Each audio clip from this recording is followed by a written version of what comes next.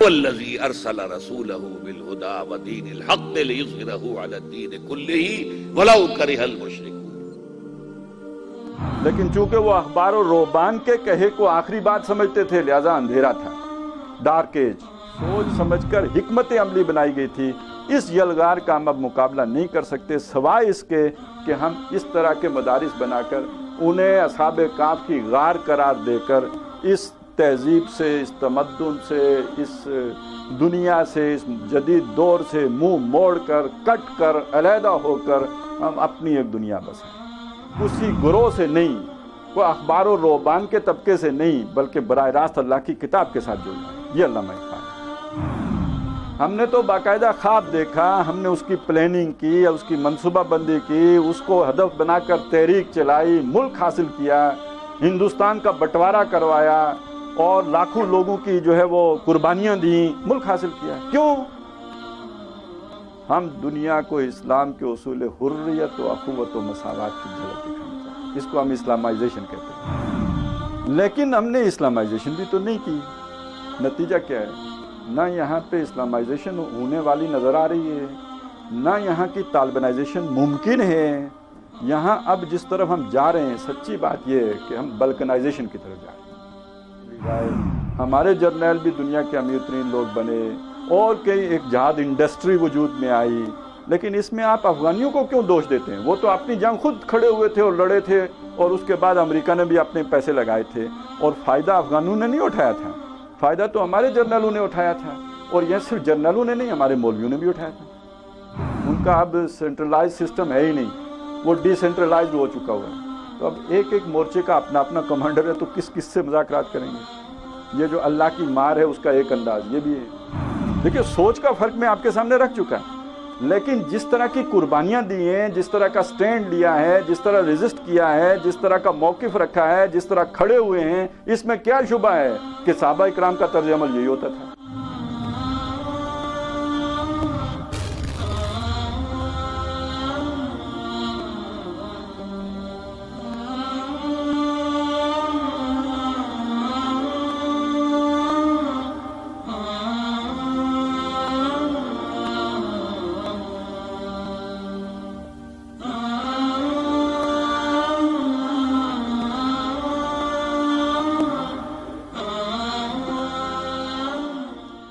رب اشرح لی صدری ویسر لی امری واحلل عقدۃ من لسانی یفقہوا قولی۔ اللہم الہمنا رشدنا واعذنا من شرور انفسنا، اللہم ارنا الحق حقا وارزقنا اتباعہ وارنا الباطل باطلا وارزقنا اجتنابہ، اللہم وفقنا لما تحب وترضى، آمین یا رب العالمین۔ سورہ توبہ کے 5ویں رکوع کی یہ آیات ہیں جو میں نے آپ کے سامنے تلاوت کی ہیں۔ ان کا ترجمہ ہے کہ انہوں نے اپنے علماء کو اور اپنے درویشوں کو اللہ کے مقابلے میں اپنا رب ٹھہرایا ہے، اور مسیح ابن مریم علیہ السلام کو، حالانکہ انہیں حکم نہیں دیا گیا تھا مگر اس بات کا کہ وہ عبادت کریں اکیلے رب کی، جس کے سوا کوئی معبود نہیں، وہ پاک ہے اس شرک سے جو یہ اس کے ساتھ کرتے ہیں، اور وہ چاہتے ہیں کہ اللہ کے نور کو اپنے منہ کی پھونکوں سے بجھا دیں، اور اللہ انکاری ہے سوائے اس کے کہ وہ اپنے نور کو پورا کر کے چھوڑے گا، خواہ یہ بات ان کافروں کو کتنی ہی ناگوار کیوں نہ ہو۔ اسی نے بھیجا اپنے رسول صلی اللہ علیہ وسلم کو الہدا اور دین حق دے کر، تاکہ وہ اسے غالب کر دے کل نظام زندگی پر، خواہ یہ بات مشرکوں کو کتنی ہی ناپسند کیوں نہ ہو۔ اور اے وہ لوگوں جو ایمان لائے ہو، بے شک علماء اور درویشوں کی اکثریت لوگوں کے مالوں کو باطل طریقے سے ہڑپ کر جاتی ہے اور اللہ کی راہ سے روکتے ہیں، اور جو لوگ سونا اور چاندی جمع کرتے ہیں، خزانہ کرتے ہیں، اور اس میں سے اللہ کی راہ میں خرچ نہیں کرتے، ان کو دردناک عذاب کی بشارت دے دیجیے۔ ان آیات میں وہ مشہور آیت بھی ہے جس میں نبی اکرم صلی اللہ علیہ وسلم کا مقصد بعثت بیان ہوا ہے۔ اس کے علاوہ 2 اور مقامات ہیں قرآن مجید کے کہ جہاں پر اس آیت کا ذکر ہے، سورہ فتح کے آخر میں اور سورہ صف کے درمیان میں، لیکن وہاں پر آگے پیچھے اس طرح خاص طور پر ان دیندار لوگوں کا ذکر نہیں ہے کہ جو اس مقصد کے راستے کی رکاوٹ بنتے ہیں جس کے لیے کہ محمد رسول اللہ صلی اللہ علیہ وسلم کو بھیجا گیا ہے۔ اگرچہ کہ مجملاً وہاں بھی ذکر ہے کہ کچھ لوگ ہیں کہ جو سورہ صف میں خاص طور پر کہ اللہ کے نور کو اپنے منہ کی پھونکوں سے بجھانا چاہتے ہیں، اور پھر یہ کہ هو الذی ارسل رسولہ بالہدی ودین الحق لیظہرہ علی الدین کلہ کے بعد وَلَوْ کَرِہَ الْمُشْرِكُونَ، ناپسند کریں مشرک، اس میں بھی گویا اشارہ ہے کہ کچھ لوگ ریزسٹ کریں گے، انہیں پسند نہیں آئے گا، یہ انہیں ناپسند ہوگا۔ لیکن جو تفصیل یہاں پر آئی ہے خاص طور پر، اگر قرآن مجید کی تفسیر ہم قرآن ہی سے کریں تو بات یہ کھلے گی کہ جن کو وہ سب سے زیادہ ناگوار ہوگا سورہ توبہ کی روشنی میں، وہ خود مذہبی طبقات ہوں گے۔ چنانچہ اس آیہ مبارکہ کے اول میں بھی اور آخر میں بھی ان کا ذکر کیا گیا، اس لیے کہ خود جو باطل نظام ہوتا ہے ان کے ساتھ ان کے پھر مفادات وابستہ ہو جاتے ہیں۔ بس قرآن مجید کے اس مقام سے کہ اتنے سے اشارے کے بعد اب میں اپنے اصل موضوع کی طرف آتا ہوں، جو میرے لیے یقیناً مشکل بھی ہے، نازک بھی ہے، حساس بھی ہے، لیکن یہ کہ بہت اہمیت کا حامل بھی ہے، اسی لیے اسے زیر بحث لائے ہیں۔ نہیں تو مشکل اور حساس چیزوں سے آدمی جو ہے پرہیز ہی بہتر ہوتی ہے، اور اس میں تنازع اور متنازع ہونے کی کیفیات بہرحال ہر وقت موجود رہتی ہیں، اور جو چیزیں باہم ضد متضاد ہوں اور ان کی ایک کشاکش بھی ہو، ان کو زیر بحث لانا آ بیل مجھے مار کے مترادف بھی ہوتا ہے، لیکن یہ کہ بہرحال ان کی اہمیت سے انکار نہیں کیا جا سکتا ہے۔ لہٰذا اس نازک مسئلے پر جو ہے ہم نے گفتگو کرنے کے لیے اس کا انتخاب کیا ہے، طالبانائزیشن یا اسلامائزیشن، اور اس میں ایک لفظ انڈرسٹوڈ ہے پاکستان کے پس منظر میں۔ اصل میں جو پیش نظر بات ہے وہ یہ ہے کہ پاکستان کی طالبانائزیشن ہونی ہے یا اسلامائزیشن ہونی ہے، بنا کس غرض کے لیے تھا۔ لیکن اس کو سمجھنے کے لیے میں چاہتا ہوں کہ چلیں ہم نے ایک نازک مسئلہ چھیڑنا ہی ہے تو کیوں نہ تاریخ کے جروکے میں جھانک کر اسے دیکھیں اور اسے اچھی طرح ہر دو کا جینیسس معلوم کرنے کی کوشش کریں، اور ان کی جو اپنی اپنی حرکیات ہیں، ڈائنامکس ہیں، ان کو سمجھنے کی کوشش کریں۔ جہاں تک معاملہ ہے ہماری تاریخ کا، تو جیسے کہ ان آیات نے واضح کیا کہ محمد رسول اللہ صلی اللہ علیہ وسلم اللہ کا دین لے کے آئے تھے جسے انہیں پورے نظام زندگی پر غالب کرنا تھا، اور انہوں نے کیا۔ بس تاریخی طور پر یہ جان لیجئے کہ نبی اکرم صلی اللہ علیہ وسلم کی جب بعثت ہوئی ہے تو وہ تمام سوالات انسان کے سامنے پیدا ہو چکے تھے جو آج کے انسان کے سوالات ہیں۔ یعنی نبی اکرم صلی اللہ علیہ وسلم سے تقریباً 1200 برس قبل کی شخصیت ہے سقراط، افلاطون، ارسطو، اور آپ کو معلوم ہے کہ آج بھی فلسفے کی سطح پر جو سوالات زیر بحث آتے ہیں وہ وہی ہیں کہ جن کو ایڈریس کرنے کی کوشش سقراط اور ارسطو اور افلاطون وغیرہ نے کی ہے۔ اپنے جب انسان نے یہ سوچنا شروع کر دیا تو گویا جسے ہم کہتے ہیں کہ اب ذہن کھل گئے ہیں، کچھ مسائل ہیں جو سامنے آ گئے ہیں، تو ان کے 600 سال بعد حضرت مسیح علیہ السلام ہے، اور حضرت مسیح علیہ السلام سے 600 سال بعد جو ہیں وہ محمد الرسول اللہ صلی اللہ علیہ وسلم ہیں۔ تو گویا نہ صرف وہ سوالات زیر بحث آ چکے تھے بلکہ ان کو چباتے ہوئے یا چیو کرتے ہوئے بھی نو انسانی کو اب 1200 برس ہونے کو آ گئے تھے۔ لہٰذا ہم کہہ سکتے ہیں کہ انٹلیکچوئل لیول پر جسے آج ہم ماڈرن ایج کہتے ہیں، جسے آج ہم کہتے ہیں دور جدید، تو دور جدید میں پیش آنے والے مسائل اس وقت کے انٹلیکچوئل لوگوں کے زیر بحث تھے، عام لوگوں کے زیر بحث نہیں تھے۔ عام لوگوں کو تو اس کی ہوا بھی نہیں تھی، لیکن جو سوچنے سمجھنے والے لوگ ہیں، جو دانا لوگ ہیں، جو دانشور لوگ ہیں، وہ بہرحال ان سوالات پر غور و فکر کر رہے ہیں۔ اور دوسری طرف یہ کہ جو تمدنی ارتقاء ہیں وہ اپنے کلائمیکس کو اس اعتبار سے پہنچ چکا کہ وہ انسان کے جس نے جنگل سے اپنے سفر کا آغاز کیا تھا اور ایک مرد اور عورت سے جس کے سفر کا آغاز ہوا تھا، وہ چلتے چلتے معاشرے سے ہوتا ہوا، خاندانوں سے آگے بڑھ کر معاشرے سے ہوتا ہوا، غاروں سے نکل کر تمدن کے اس مقام تک پہنچ چکا تھا کہ اب شہری ریاستوں سے بھی آگے بڑھ کر ایمپائرز کا دور تھا۔ نبی اکرم صلی اللہ علیہ وسلم کی جب بعثت ہوئی ہے تو اب صرف کوئی مصر کی مملکت نہیں ہے، یا کوئی بیبلونیا کا ایک بادشاہ نہیں ہے، یا یروشلم کی ایک چھوٹی سی سلطنت نہیں ہے، بلکہ رومن ایمپائر ہے دنیا میں موجود۔ اور اس کے ساتھ ساتھ ادھر آپ دیکھیں تو فارس، ایران کی بہت بڑی سلطنت ہے۔ تو سلطنتوں کے دور میں انسان داخل ہو چکا تھا۔ اب نبی اکرم صلی اللہ علیہ وسلم کی بعثت ہوئی ہے، اور یہاں پہ جب کہا گیا کہ وہ اس نظام حق کو زندگی کے ہر شعبے پر غالب کر دیں، تو پھر ظاہر ہے سلطنت کے پیش نظر بھی جن امور کو نپٹانا ہوتا ہے وہ زندگی ہی کے شعبہ جات ہوتے ہیں، وہ سیاسی امور ہوں، معاشی امور ہوں، سماجی معاملات ہوں، وہ سب زندگی ہی کے مختلف شعبے ہیں۔ تو محمد الرسول اللہ صلی اللہ علیہ وسلم اس سب کے لیے رہنمائی لے کر آئے تھے۔ لیکن چونکہ عام انسان ابھی اس لیول کا نہیں تھا، ایک خاص لوگ تھے، وہ سوچتے تھے، غور کرتے تھے، نظام وضع کرتے تھے، لیکن عام انسان بہرحال، اور خاص طور پر عرب تو جب نبی اکرم صلی اللہ علیہ وسلم کی بعثت ہوئی تو وہ بہت ہی اب بھی ازمنہ قدیم میں گویا زندہ تھے، وہ تو گویا سقراط سے بھی پہلے کے دور میں زندہ تھے، قبائلی کا نظام تھا، اور یہ کہ ان کو بس ایک ریموٹ ایریا کے رہنے والے تھے، اور اتنا ریموٹ ایریا کہ کوئی سلطنت بھی ان سے کوئی علاقہ نہیں رکھتی تھی۔ قریب کی سرزمین شام میں لڑائیاں ہوتی تھیں اس کو ہتھیانے کے لیے اور اس پر قبضہ کرنے کے لیے، لیکن یہ عرب وادی غیر ذی زرعین ایسا تھا کہ جس کی طرف نہ کبھی ایران نے مڑ کر دیکھا تھا اور نہ کبھی کیسر نے مڑ کر دیکھا تھا۔ یہ تو بالکل انہوں نے ویسے ہی چھوڑا ہوا تھا، جیسے یوں سمجھ لیں کہ جیسے ہمارے آزاد قبائل تھے، باقی سارے غلام ہو گئے ہوئے تھے، کوئی افغان حکومت کے تابع تھا اور کوئی پاکستان حکومت کے تابع تھا، لیکن درمیان میں ایک پٹی ایسی تھی جو آزاد قبائل کی تھی، جو نہ ان کے غلام تھے نہ ان کے غلام تھے، وہ آزاد تھے۔ حقیقت میں تو آزاد وہی ہے جس پر ریاست کا کوئی نظام نافذی نہ ہو۔ تو اس معنی میں گویا اپنے دور میں عرب ایک آزاد قبائل کی حیثیت سے زندگی گزار رہے تھے، کسی سلطنت کا ان کے اوپر عمل دخل نہیں تھا۔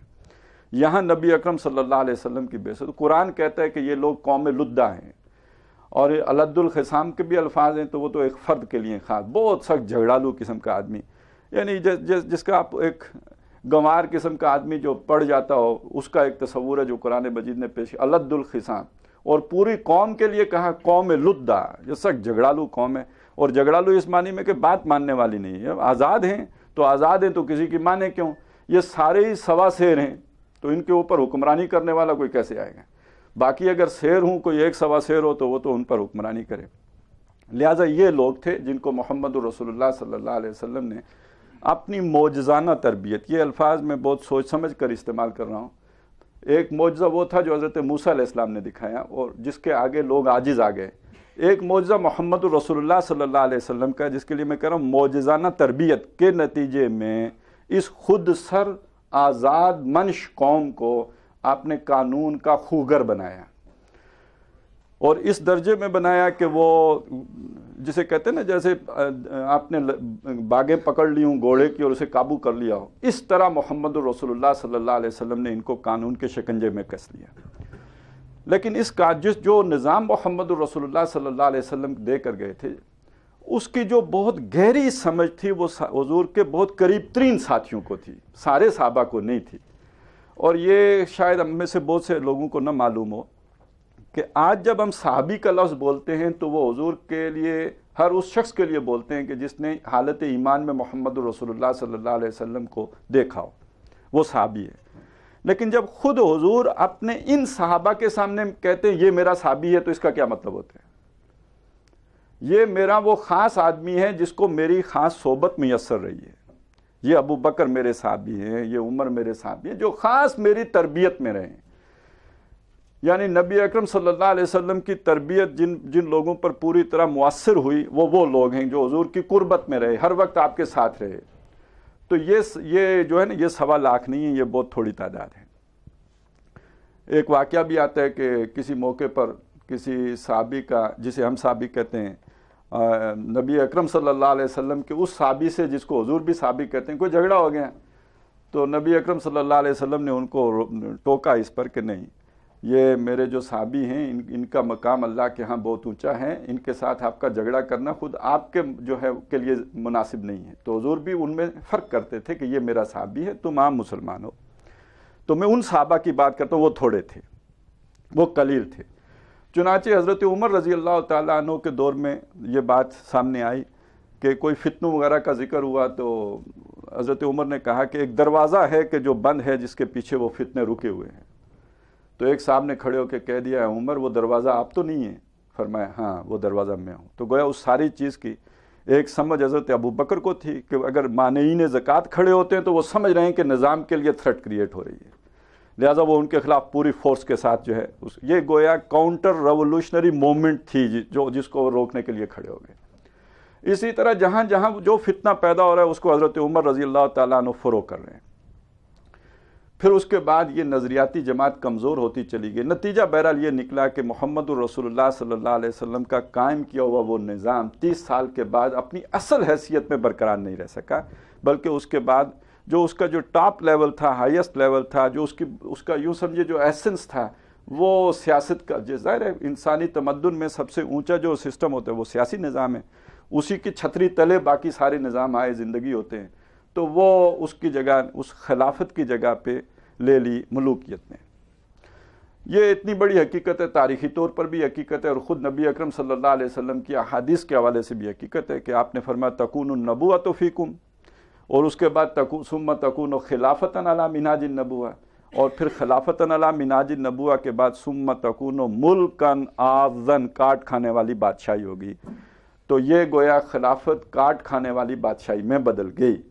لیکن یہ خلافت کا لفظ مسلمانوں میں اتنا کثیر الاستعمال تھا کہ وہ کاٹ کھانے والی بادشاہی کے لیے بھی خلافت ہی کا لفظ چلتا رہا. بس یہ فرق کر لیا گیا کہ وہ جو جسے ہم خلافت علی منہاج النبوۃ کہتے ہیں، جو حدیث میں جس کے لیے خلافت علی منہاج النبوۃ کے الفاظ آئے، اسے کہا گیا کہ وہ خلافت راشدہ ہے، اور اس کے بعد والی کو، جس کو کہ حدیث میں ملکن عاضن کہا گیا تھا، اس کو کہا گیا یہ خلافت ہے. گویا وہ صرف اس کی صفت ہٹ گئی راشدہ والی، باقی چیز وہی رہی. پھر اس کے بعد ہمارا سفر اس اعتبار سے، یعنی اسلام کے نظام عدل کے اعتبار سے روبہ زوال شروع ہو گیا. یعنی بجائے اس کے کہ ہم عروج کی طرف جاتے اور جو زمانہ ترقی کر رہا ہے اس کے ساتھ قدم ملا کے چلتے اور اس عدل کو اس کے مساوی لے کے چلتے، ہم روبہ زوال ہوتے چلے گئے. اس اعتبار سے یہ نہیں کہ ویسے تو 400 سال ہماری سطوت، عظمت، شان، شوکت وہ برقرار رہی ہے، اس پر کوئی حرف نہیں آیا ہے، دنیا میں سپر پاورز تھے ہم، لیکن اب ہم لوگوں کے لیے ایک ہوتا ہے نا، جیسے مسیحا ہوتا ہے لوگوں کے دکھوں کا مداوع کرنے کے لیے، اور جیسے نبی اکرم صلی اللہ علیہ وسلم کی شان میں وہ گویا ایک ظالمانہ نظام لے کر چل رہے ہیں، یعنی اس کی جگہ پہ ایک امپیریلسٹ پاور بن گئے عرب. تو وہ گویا نظام عرب جو تھے ایک یوں سمجھ لیجئے کہ وہ ان کا ایک نظریاتی ایک معاملہ تھا جو اب بدل گیا. جیسے دنیا میں طاقتور لوگوں کا طریقہ ہوتا ہے، ایک استبداد والا انداز وہ اختیار کر لیا گیا. پھر کیا ہوا کہ بہرحال تاریخ پہلے اب تو بہت تیز چلتی ہے، جیسے حضور نے فرمایا تھا آخری زمانے میں زمانہ جو ہے بہت قریب ہو جائے گا اور فاصلے مٹ جائیں گے اور رفتار زمانے کی تیز ہو جائے گی. لیکن پہلے تاریخ کروٹ لیتی تھی، کسی سپر پاور کو ختم ہوتے ہوتے وقت صدیاں لگ جاتی تھی. اب تو ایک رات سوتے ہیں، دوسری صبح اٹھتے ہیں تو معلوم ہوتا ہے کہ سوویت یونین ختم ہو گیا ہے، اب رشیا باقی رہ گیا ہے. اب تو معاملات بہت جلدی ہو جاتے ہیں، لیکن پہلے بڑا وقت لگتا تھا. تو بہرحال 400 سال تک اس عظمت و سطوت کے بعد پھر ڈہتے میں آخری بات عرض کر دوں کہ 1924 میں وہ خلافت جو علامتی قسم کی تھی اور ایک مرد بیمار یورپ کا اس کو لے کے چل رہا تھا، وہ بھی ایک نادان ترک کے ہاتھوں جو ہے اس کی قبا چاک ہو گئی. یہ علامہ اقبال کے الفاظ ہیں، چاک کر دی ترک نادان نے خلافت کی قبا، سادگی اپنوں کی دیکھ اوروں کی عیاری بھی دیکھ. لیکن اب ذرا نوٹ کیجئے گا کہ جو دوسری طرف تاریخ کروٹ لے رہی تھی کہ وہ جو قدیم رومن امپائر تھی جو نبی اکرم صلی اللہ علیہ وسلم کے دور میں ڈارک ایج میں تھی، اس نظریے کی وجہ سے جو ابھی میں نے آیات آپ کو سنائی ہیں، کیونکہ انہوں نے اپنے اخبار اور اپنے روبان کو اللہ کے مقابلے میں رب بنایا ہوا تھا. اگر اللہ کے دین پر چل رہے ہوتے تو روشنی ہوتی، لیکن چونکہ وہ اخبار اور روبان کے کہے کو آخری بات سمجھتے تھے، لہذا اندھیرا تھا، ڈارک ایج. اور اسی وجہ سے فلسفے پہ بھی پابندی تھی، منطق پہ بھی پابندی تھی، سائنس پر بھی پابندی تھی. یہ یورپ ہے. لیکن نبی اکرم صلی اللہ علیہ وسلم سے 1000 سال کے بعد یورپ کا رینائنسنس ہوا ہے، اس میں ایک یا کی تحریک چلی ہے. وہ ایک علیحدہ کہانی ہے کہ کیسے چلی ہے، وہ بھی اپنی جگہ حقیقت ہے کہ یہ بھی در حقیقت محمد الرسول اللہ صلی اللہ علیہ وسلم ہی کی دین تھی کہ وہ لوگ کہ جنہوں نے اسپین فتح کیا، وہاں پہ انہوں نے یونیورسٹیاں قائم کی، ان یونیورسٹیوں کے ذریعے سے یورپ تک وہ علم پہنچا جس کو مسلمان بھلا رہے تھے. وہ سوشل جسٹس کا، انصاف کا، عدل کا، اس کے ساتھ ساتھ سائنس کی طرف، یہ وہ چیزیں تھیں کہ جو مسلمانوں کے ذریعے سے جو یورپ تک پہنچیں. اور پھر اس کے نتیجے میں بہرحال یورپ، اور چونکہ دوسری طرف اخلاقی تعلیمات میں ہم خود کورے ہوتے جا رہے تھے، لہذا وہ ہم انہیں دے نہیں سکے. ये वाली चीज़ तो पहुंचा ली हमने, लेकिन दूसरी चीज़ में हम खुद लैग कर रहे थे, वो नहीं दे सके। लिहाजा उनकी दरिंदगी अला हाल ही बरकरार रही, लेकिन ये आला वो जो हुकूक और राइट्स और ये वो जो तसव्वुरात हैं जो इस्लाम ने हुजूर के ज़रिए से नौ इंसानी को दिए थे, ये यूरोप पहुंच गए। और फिर ये कि इल्म की अहमियत और फजीलत और उसकी बरतरी, बहरहाल उसके नतीजे में यूरोप जागा, हम सोते चले गए। और फिर जब यूरोप ने जागा और उसने ताकत भी हासिल की, और फिर जब वो निकले हैं बाहर, तो सबसे पहले जो उनकी ठोकर पर आए वो मुसलमान ही थे, जिसके नतीजे में 1924 में हमारी खिलाफत का जो मामला है वो ख़त्म कर दिया गया। अच्छा, एक तरफ मैं चाहता हूँ कि ज़रा आपके सामने तस्वीर का दूसरा रुख भी आ जाए। मगरिब की जहाँ तक ये बातें हैं, ये अपनी जगह तो हकीकत है कि उन्होंने अगर तरक्की की है तो मेहनत की है, खुलूस, इखलास, सच्चाई, दयानत, इन चीज़ों को उन्होंने अपना यूँ समझिए कि अपने वैल्यू स्ट्रक्चर में अहमियत दी है, तो तब तरक्की की, इसके बगैर तो हो नहीं सकती थी, और हुकूक का तसव्वुर। लेकिन दूसरी कौमों के साथ उनका मामला हमेशा बड़ा मुतासिबाना रहा है। ये तो उन्होंने अपने लिए उसूल बनाए, वही यहूदी तौर तरीके कि आपस में सूद नहीं खा सकते, बाकी ये उम्मीयीन हैं, इनके मामले में हमसे नहीं पूछा जाएगा। लैसा फिल उम्मीयीन सबील, हमसे उम्मियों के बारे में अल्लाह ने नहीं पूछना। आपस में धोखाधड़ी ना करो, झूठ ना करो, फ्रॉड ना करो, बाकी इनको जिस तरह चाहो रगे दो, अल्लाह नहीं पूछेगा। यही मामला मगरिब की अक़वाम ने बाकी अक़वाम के साथ किया, और उसमें ख़ास तौर पर इस्लाम के साथ उनका एक इजाफी तासुब भी हर जगह आपको झलकता नज़र आएगा। उसकी वजह क्या है? वो जो सलीबी जंगें हुई थी, ये तो बहुत इब्तदाई में वो सलीबी जंगें शुरू हो गई थी, और उसके नतीजे में यूरोप कभी भी उस तासुब से आज़ाद नहीं हो सका। अपनी तमाम तर इल्मी बरतरी के बावजूद, अपनी तमाम तर साइंसी बरतरी के बावजूद, अपनी सारी रोशन ख्याली के बावजूद, वो उन तासुबात से कभी आज़ाद नहीं हो सके, जिसका बहरहाल ये नतीजा निकला। और बहरहाल उनके कुछ और वजूहात भी थी। मैं सिर्फ एक वाक़या आपको सुना दूं कि ये जो खिलाफत, जो जिसे मैं भी खिलाफत नहीं कह रहा, मुल्कन आज़लन कह रहा हूँ, ये भी अंग्रेज़ के लिए इतना डरावना ख्वाब था, इतना डरावना ख्वाब था कि जब शेखुल हिंद जो माल्टा में असीर थे, उनसे उन्होंने जब एक अंग्रेज़ कमांडेंट से कहा कि भाई ये हमारी खिलाफत, तुम खुद कहते हो ये ख़त्म हो चुकी, मर्द बीमार है तुर्की यूरोप का, तो तुम इसको ख़त्म करने के दर पे क्यों पड़े? रहने दो, मुसलमान खुश हैं इस पर, और है भी बस हलामती सी, इसका कौन सा कोई नज़म कायम है। तो अंग्रेज़ जो था वहाँ पे कमांडेंट उस कैंप का, उसने शेखुल हिंद से कहा कि मौलाना इतने भोले न बनिए, आप भी जानते और हमें भी मालूम है कि ये जो खलीफा है आज, ये गया गुजरा खलीफा, ये भी अगर जहाद का हुक्म दे दे तो पूरी मुस्लिम दुनिया में आग लग जाएगी, लिहाजा इसको ख़त्म किए बगैर हम नहीं छोड़ेंगे। यहीं पे एक चीज़ और भी है, वो भी मैं आपके सामने रख दूं। अब लगता तो ये है कि सऊदी अरब के गिर्द भी घेरा तंग हो रहा है, लेकिन सऊदी अरब में लाकर ये आले सऊद को बैठाने वाले और उनको एक ख़ास मसलक जो है उड़ाने के पीछे भी एक ख़ास जो है वो सोच कार फरमा थी कि वो काम जो खलीफा कर सकता है वो खादिम हरमैन शरीफैन भी कर सकता है। मुसलमानों का जो ताल्लुक मक्के और मदीने का साथ है, मक्के और मदीने की इन दो ज़ियारतों का जो खादिम होगा, अगर वो ऐलान जहाद कर दे तो वही नतीजा निकलेगा या नहीं निकलेगा कि जो खलीफा करे। तो लिहाजा ज़रूरी हुआ कि वहाँ पर एक अजनबी शख्स लाकर ऐसा बैठाया जाए जिसका तौर तरीके बाकी मुसलमानों से मुख्तलिफ हों। अब ये सारी चीज़ मैंने तो एक जुमले में कह दी, अगर आपने समझनी हो तो वो जो लानसा फरबिया आया था और जो हमरे के लॉर्ड हम्फ्रे के जो इंकिशाफात हैं, अगर कभी वो पढ़ने का मौका मिले तो ये सारी चीज़ आपके समझ में आएगी कि ये बहुत ही यानी सोच समझ कर ये सेटअप लाया गया था। अब उसमें कुछ और मुश्किलात हैं जिसके नतीजे में उसे ख़त्म करने के दर पे होगा क्या वो बाद में देखेंगे, लेकिन ये कि इस वक्त की सूरत हाल ये कुछ मैंने पस मंज़र आपके सामने तमहीदन अर्ज़ किया है कि ये सारी चीज़ें आपके सामने रहेंगी, तो वो जो तालिबानाइजेशन या इस्लामाइजेशन हम जिस पर गौर करना चाह रहे हैं वो हमारी कुछ समझ में आएगा।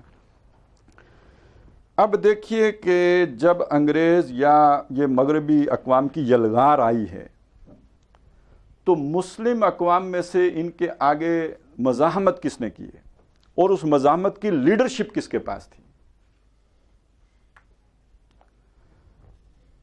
ये इस पर तारीख़ गवाह है कि हर जगह पे उसकी रेजिस्टेंस मजहबी तबकात ने की। ज़ाहिर है मुसलमान इस्लाम के साथ, इस्लाम एक रिलीजन है तो जो उसके रहनुमा हैं वही मुसलमानों के रहनुमा हैं, तो जहाँ भी रेजिस्टेंस होगी वो मजहबी तबका करेगा।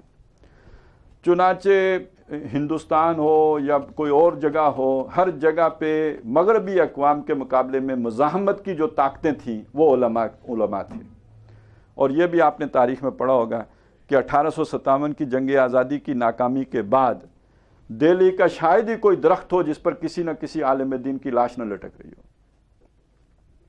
اور دوسری بات آپ کے سامنے یہ عرض کر دوں کہ 1857 سے پہلے ہندوستان میں انگریز کے خلاف جتنی بھی مزاحمت ہوئی تھی وہ صرف مسلمانوں نے کی تھی.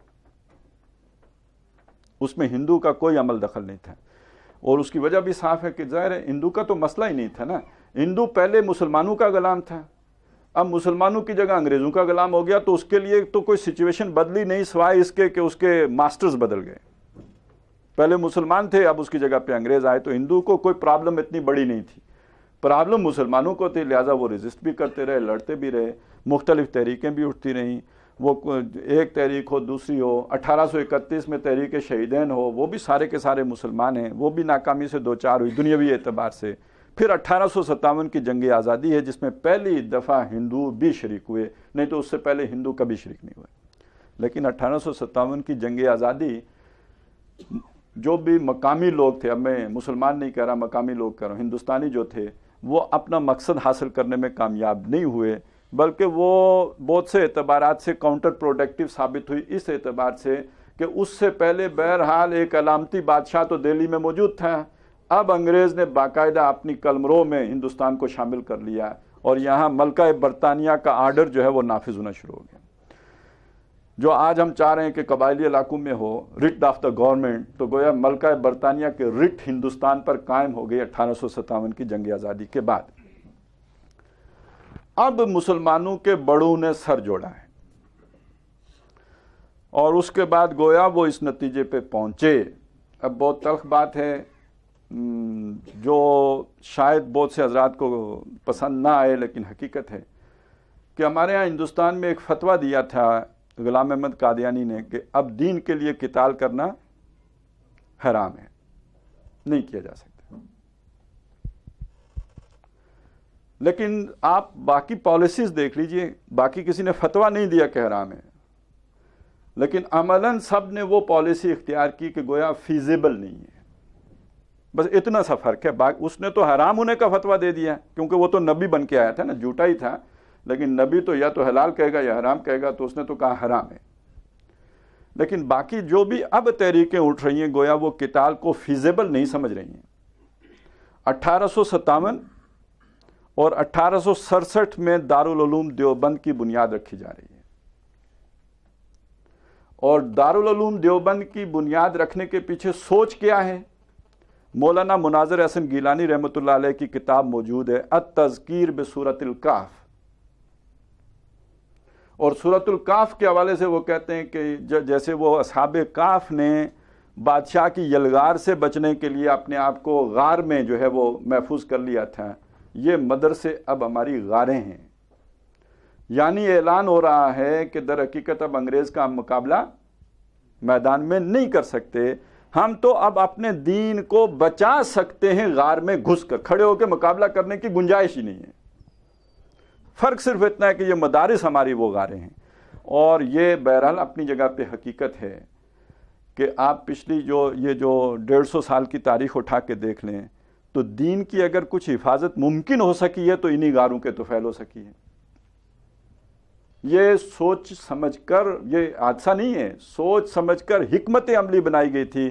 اس یلغار کا ہم اب مقابلہ نہیں کر سکتے سوائے اس کے کہ ہم اس طرح کے مدارس بنا کر انہیں اصحاب کہف کی غار قرار دے کر اس تہذیب سے، اس تمدن سے، اس دنیا سے، اس جدید دور سے منہ موڑ کر، کٹ کر، علیحدہ ہو کر ہم اپنی ایک دنیا بسائیں. اور 1876 میں علی گڑھ کی بنیاد پڑ رہی ہے. اچھا، یہ تاریخی طور پر ایک بڑی عجیب بات ہے کہ مسلمانوں کے سواد اعظم کا کیا مطلب ہوتا تھا، جسے ہم آج مین سٹریم کہتے ہیں نا، یہ سواد اعظم ہے. تو مین سٹریم مسلمان کون ہوتے تھے؟ یہ علماء اور ان کے پیروکار. لیکن یہ 1857 کی جنگ آزادی کے بعد آہستہ آہستہ دھیرے دھیرے دھیرے دھیرے دھیرے دھیرے یہ علماء کٹ کے علیحدہ ہو گئے. یہ گویا جدید دور کے معتزلہ ہو گئے، کنارہ کش، اور مین سٹریم مسلمان وہ ہو گئے۔ اب اصل میں اس طرح کے جملے بھی سننے کو ملتے ہیں نا کہ مدارس کو مین سٹریم میں شامل کریں، تو گویا جو مین سٹریم تھے وہ معتزل ہو گئے، اور مین سٹریم ایک نئی شے بن گئی، سواد اعظم ایک نیا بن گیا۔ یہ سواد اعظم کدھر سے بنا؟ 1876 میں علی گڑھ کی بنیاد پڑی ہے، اور اس کے پیچھے بھی ایک سوچ ہے، ایک مکمل سوچ ہے، اور یہ بھی ایک تلخ بات ہے۔ ٹھیک ہے، ہماری اپنی ایک سوچ ہوگی، لیکن ایک سوچ دوسری بھی چل رہی ہے۔ یہاں حکمران انگریز ہے، اس کی سوچ کو بھی سامنے رکھیں۔ 1857 کی جنگ آزادی کے بعد انگریزوں نے ایک تحقیق کرنے کے لیے کمیشن بٹھایا لارڈ مکالے کی سرکردگی میں کہ دیکھو بھائی یہ کیا بات ہے کہ رفٹ ختم ہو کے نہیں دے رہی، ہمیں یہاں پہ آئے ہوئے اتنا عرصہ ہوا، ہم نے اتنے اقدامات کیے باہمی اعتماد کو بڑھانے کے لیے، ہم نے انہیں پتی پلائی، پتہ نہیں کیا کیا کیا، پھر بھی یہ جو ہے ہمارے خلاف ہیں، تو پتہ چلاؤ کیا مسئلہ ہے۔ تو اس کمیشن نے جو فائنڈنگز دیں، دو باتیں کہی گئیں۔ نمبر ایک، کوئی مسلمان ان ایجوکیٹڈ نہیں ہے۔ اچھا، ایجوکیشن کا مطلب پڑھا لکھا ہونا نہیں ہے، ایجوکیشن کا مطلب یہ کہ اپنی تہذیب، اپنے تمدن، اپنے دین، اپنے نظریے، اپنے عقیدے سے واقفیت۔ تو کوئی مسلمان ناواقف نہیں ہے اپنے دین سے۔ اور دوسری بات یہ کہ کوئی مسلمان بیگر نہیں ہے، منگتا نہیں ہے۔ یہ بظاہر دونوں باتیں علیحدہ علیحدہ معلوم ہوتی ہیں، حقیقت میں ایک ہیں، اس لیے کہ مجھے معلوم ہے صحیح کیا ہے غلط کیا ہے، اور میری ضرورت پوری ہو رہی ہے، میں منگتا نہیں ہوں، میری مجبوری کوئی نہیں ہے، تو جو مجھے صحیح معلوم ہے میں اس پہ چلوں گا نا۔ اگر تو میری مجبوریاں ہوں، پیٹ کے لالے پڑے ہوں، تو پھر مجھے معلوم بھی ہو صحیح کیا ہے تو میں غلط پر چل سکتا ہوں، مجھے خریدا جا سکتا ہے۔ لیکن جب میرے گھر میں دانے پورے ہیں اور مجھے معلوم بھی ہے کہ صحیح کیا ہے، تو نہ مجھے الو بنایا جا سکتا ہے اور نہ مجھے خریدا جا سکتا ہے، اس لیے کہ الو اس لیے نہیں بن سکتا کہ میں ایجوکیٹڈ ہوں، اور خریدا اس لیے نہیں جا سکتا کہ میری ضرورت پوری ہو رہی ہے۔ اور 1863 میں پھر انہوں نے کہا کہ جناب اب اس کے لیے ایک ہمیں پالیسی بنانی پڑے گی اور نظام تعلیم وضع کرنا پڑے گا۔ آپ جب نظام تعلیم کی بات کرتے ہیں تو لارڈ مکالے کا نام اس کے ساتھ لازمی جڑ کے آ جاتا ہے۔ باقی میں خانہ خالی چھوڑ دے رہا ہوں، فل آپ جا کے گھر میں کر لیجئے گا۔ 1876 میں علی گڑھ کی بنیاد پڑی ہے، اور پھر رفتہ رفتہ یہ ہوا ہے کہ 1893 ہے یا 92 91 کا دور ہے کہ ایک لوگوں کا ایک گروہ لارڈ کرزن کے سامنے پیش کیا گیا، اس حالت میں کہ ان لوگوں کو نہیں پتا کہ لارڈ کرزن ہمیں دیکھ رہے ہیں۔ ہمارے ہاں دلہن دیکھنے کا جو اسلامی طریقہ ہے نا اپنی منگیتر دیکھنے کا، وہ یہی ہے کہ اس کو جو مطلب دیکھنا کوئی چاہے تو دیکھ سکتا ہے، لیکن دکھانے کا طریقہ یہ ہے کہ لڑکی کو معلوم نہ ہو کہ کوئی دیکھ رہا ہے، بس ایک جھلک دیکھ لے، پسند آئی تو ٹھیک ہے، نہیں تو انکار کر دے گا، نہیں تو اس کے جذبات کو ٹھیس پہنچے گی، خامخواہ وہ مسائل کھڑے ہوں گے۔ تو وہ ایک طریقہ ہے۔ تو اسی طریقے سے ان کی ایک ڈیمونسٹریشن کروائی گئی لارڈ کرزن کے سامنے کہ ان کو نہیں پتا، یہ میز پہ بیٹھے ہیں، کھانے کھا رہے ہیں، سوٹڈ بوٹڈ ہیں، اور یہ کہ ہر اعتبار سے گورے ہیں، سوائے اس کے کہ چمڑی کالی ہے، ہندوستانی چمڑی، اور اس ہندوستانی چمڑی کے اندر ایک مکمل مطلب گوری سوچ۔ تو لارڈ کرزن صاحب نے جب یہ مشاہدہ کیا تو بڑے حیرت زدہ ہو کہ ان کے منہ سے جو الفاظ نکلے ہیں وہ بھی تاریخ میں لکھے ہوئے موجود ہیں۔ او دے آر بیبونز، یہ موٹے سائز کا جو بندر بڑا اچھی نقل کر لیتا ہے، وہ اس نے کہا کہ یہ تو وہ بندر ہیں۔ کونو قردۃ خاسئین، اب پوری طرح جو ہے یہ ذلیل رسوا ہو کر ہمارے طور طریقوں پر آ گئے ہیں۔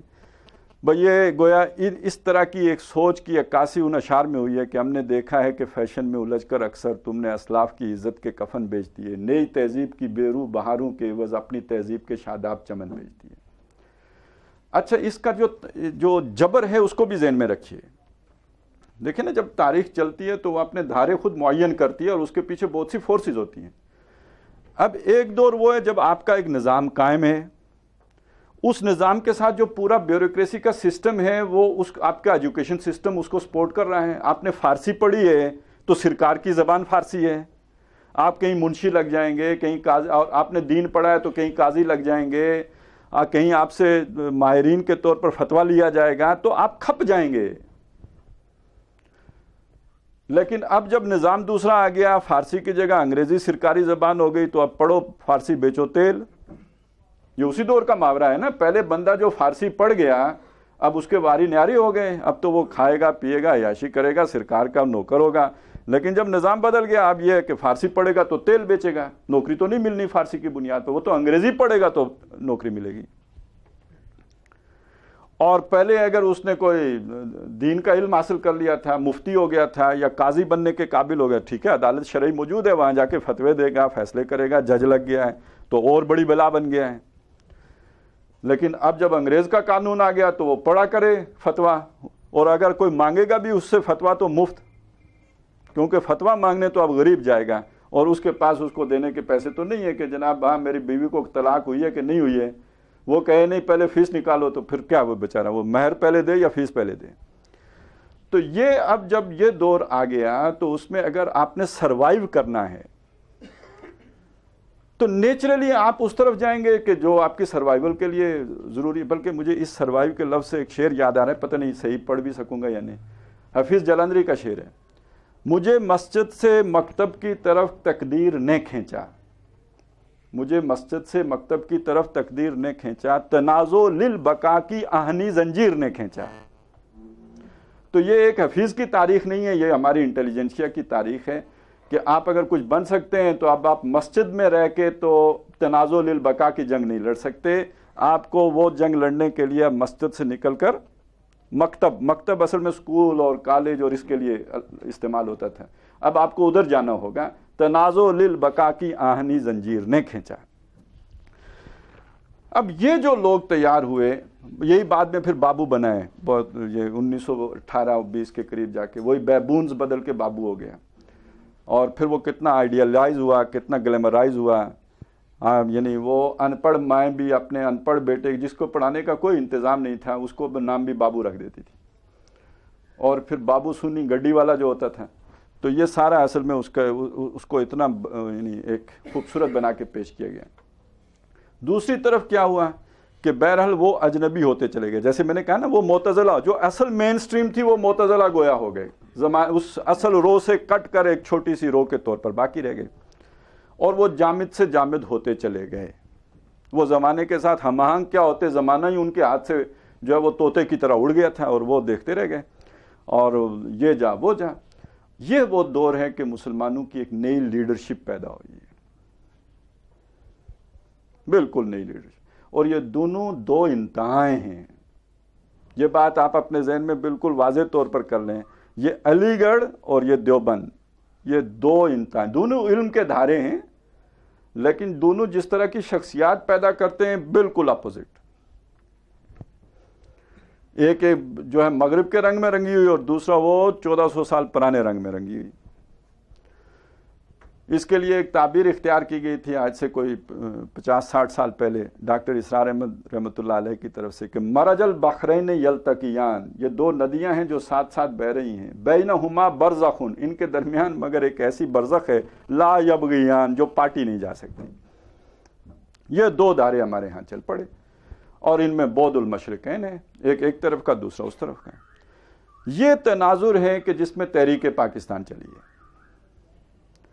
اور تحریک پاکستان میں یہ بات بڑی عجیب ہے کہ یہ جو دیوبند کا دائرہ ہے اس کی جو گاڑی شکل تھی اور یہ جو علی گڑھ کا دائرہ ہے جو اس کے نتیجے میں ایک گاڑی پرسنالٹی تیار ہوتی، کریکٹر تیار ہوتا ہے، یہ دونوں ایک پیج پر تھے. کیونکہ اس علی گڑھی سوچ کی انتہا کیا ہے؟ Secularism, liberalism. تو آپ مسلمانوں کے اس وقت کے سارے لوگوں کو اٹھا کے دیکھ لیجئے، وہ کانگریس کے ساتھ بیٹھے نظر آئیں گے. اور اس طرف سے دیوبند کے اندر سے بھی آپ جو نیشنلسٹ سوچ کے حامل لوگ ہیں وہ آپ کو کانگریس کے ساتھ بیٹھے نظر آئیں گے. یہ مسلم لیگ کیا تھی؟ اصل میں اس کا یہ ایک درمیانی دھارا ہے جس نے دونوں لوگوں کو اپنے ساتھ جوڑنے کی کوشش کی ہے. اور یہ کیسے وجود میں آیا اب میں چاہتا ہوں وہ آپ کے سامنے رکھ دوں. دیکھیے یہ 20ویں صدی کی شروعات ہے اور آپ کو معلوم ہے کہ علامہ اقبال کو اگر ہم فکس کریں تو وہ کس دائرے میں کریں گے؟ ذرا ان کے بچپن کو سامنے رکھیں، جوانی کو، اور 40 سال سے پہلے والی عمر کو ذرا سامنے رکھیں تو وہ کدھر فٹ ہوں گے؟ علی گڑھ والی سائڈ پہ ہی ہوں گے نا. उन्होंने जो इल्म हासिल किया वो कौन सा था, जदीद फलसफे का, और ये वो हर एतबार से उधर फिट होते हैं। लेकिन ये कि उनको बचपन में कुछ थोड़ी सी छूत लग गई थी कि मौलवी साहब ने उनकी तरबियत की थी। आपको पता ही होगा कि उनके वालिदैन एक सूफी वालिद जो थे, इंसान थे, तो इब्तदाई तालीम उनके ज़रिए से एक जज्बाती इस्लाम के साथ ताल्लुक़ भी था, और दूसरी तरफ ये कि इस तरफ निकल खड़े हुए। और हम में से अक्सर व बेशतर के साथ यही होते हैं, छोटी उम्र में भेज देते थे मस्जिद, कायदा पढ़ो, मौलवी साहब से कलमे सीखो, ये करो वो करो, नाजरा कुरान पढ़ो, उसके बाद जाओ आप इस दरिया में जो है आग व खून के दरिया में कूद जाओ, अब ईमान का भी धेला करो और बेचो, और वो बात की बातें हैं। लेकिन इकबाल की खुशनसीबी ये हुई कि उसका पाला जाके काफिरों से पड़ गया। हमारा मसला ये होता है कि हम मुसलमानों के बीच में ही होते हैं, मुतमाइन रहते हैं कि ठीक है आखिर ये भी तो मुसलमान है, नमाज नहीं पढ़ता तो ये मोहम्मद इरफान है जो नहीं पढ़ रहा है, और ये गुलाम मुस्तफ़ा है जो शराब पी रहा है, तो हम मुतमाइन रहते हैं। इकबाल का मामला ये हुआ कि वो पहुंच गया म्यूनिख, यूरोप पहुंच गया, और वहां जाकर उसका जो सामना हुआ, उसको कोई कह रहा है कि तुम्हारा मोहम्मद, कोई गोरा उठ के कह रहा है, कोई कौन कह रहा है, तो एक गैरत भी आदमी के अंदर होती अगर हो तो। अब तो पता नहीं हमें ग़िज़ाएं किस किस्म की खिलाई जाती हैं कि वो भी, लेकिन बंदे में हो अगर गैरत तो जोश मारती है, आखिर ये कौन है। तो ये एक कैफियत इकबाल पे गुजरी है। वो उसने खुद जिक्र किया है कि मैं इस आग में डाला गया हूँ मिस्ले खलील, अज़ाब दानिश हाजिर से आगाह हूँ मैं कि मैं इस आग में डाला गया हूँ मिस्ले खलील। ये जो जदीद दौर की तालीम है, इसके नतीजे में जो अज़ाब आता है अकीदे का और जो मुसीबत आती है, उससे मैं खूब वाकिफ़ हूँ कि मैं इस आग में जैसे हज़रत इब्राहीम अलैहिस्सलाम को फेंका गया था, इस तरह मैं डाला गया हूँ। लेकिन इसके नतीजे में उसके साथ जो हुआ वो ये क्या हुआ कि न जहाँ में कहीं अमा मिली, जो अमा मिली तो कहाँ मिली, मेरे जुर्म खाना ख़राब को तेरे अफ़्व बंदा नवाज में। वो कुरान मजीद के साथ जुड़ गए। ज़ाहिर है अब वो मजहबी तबकात के साथ नहीं, अल्लाह की किताब के साथ जुड़ा है। ये अल्लाह की किताब के साथ जुड़ना दर हकीकत 1400 साल पहले जो नबी अकरम सल्लल्लाहु अलैहि वसल्लम जोड़ते थे तो वो किताब के साथ जोड़ते थे।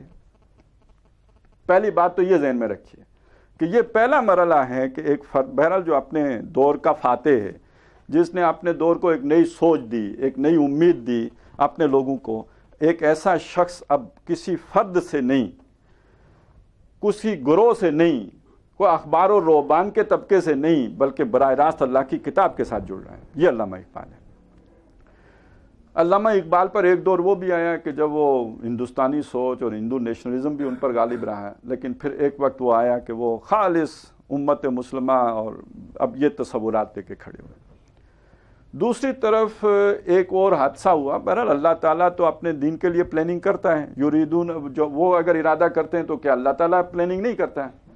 हादसा क्या हुआ कि कांग्रेस ने ये ऐलान कर दिया कि जब हमें आज़ादी मिलेगी तो हम अपनी सारी जो हिंदुस्तान की जागीरें हैं इनको कौमिया लेंगे, यानी कौमी मिल्कियत होंगी, अफराद के हाथों में नहीं रहेंगे, यानी जागीरदारों से हम वापस ले लेंगे। अब सारे जागीरदारों में खलबली मची, पर हिंदू जागीरदार क्या करे। अलबत्ता मुस्लिम जागीरदारों ने, नवाबों ने बैठकर मुस्लिम लीग बना ली। 1906 में जो मुस्लिम लीग बनी उसमें न इस्लाम था न कुछ और था, मसला था तो एक जागीरों का मसला था। अलबत्ता सामने जो रखा मामला वो मुसलमानों के हुकूक रखे गए, और ज़ाहिर है मुसलमान तो असल तो वही थे जो जागीरदार थे, जिनका वो सबसे बड़ा हक सल्ब होने को जा रहा था। लिहाजा ये लोग हैं जो जमा हुए। यही वजह है कि कायदे आज़म इनके साथ शामिल नहीं हुए। कायदे आज़म ने अगर कोशिश भी की बाद में तो ये की कि मुस्लिम लीग और कांग्रेस एक प्लेटफार्म पे आ जाए। बाद में उन्होंने मेंबरशिप भी जब मुस्लिम लीग की ले ली तो कांग्रेस की नहीं छोड़ी, और 1925-26 के करीब वो हिंदू से भी मायूस होकर और मुसलमानों से भी मायूस होकर हिंदुस्तान छोड़कर चले गए। ये कायदे आज़म है। लेकिन दूसरी तरफ अल्लामा इकबाल का ये वो दौर है कि जिसमें वो पूरे ज़ोर और शोर के साथ मुसलमानों को जगा रहे हैं कि देखो तुम्हारा ही दौर है जो आने वाला है, और भी दौरे फलक हैं अभी आने वाले, नाज इतना ना करें हमको सताने वाले का एक अंदाज है, और खोल कर आँख मेरे आईने अफकार में आने वाले दौर की एक धुंधली सी तस्वीर देख, और ये कि आसमां होगा सैर के नूर से आईना पोश और जुल्मत रात की सीमा पा हो जाएगी। ये एक तस्वुर है कि जो वो लोगों को दे रहे हैं। और इसमें सुना है कुद्दसियों से मैंने कि वो शेर फिर होशियार होगा। और 1932 में साफ कहा کہ اس علاقے میں ایک مسلمانوں کا علیحدہ ملک بنے گا، اور اگر ایسا ہو گیا تو ہمیں موقع ملے گا کہ ہم عرب امپریلزم کے دور میں اسلام کے چہرے پر جو داغ و دبے پڑ گئے تھے وہ ہٹا کر اصل اسلام کی تصویر دنیا کو دکھا سکیں۔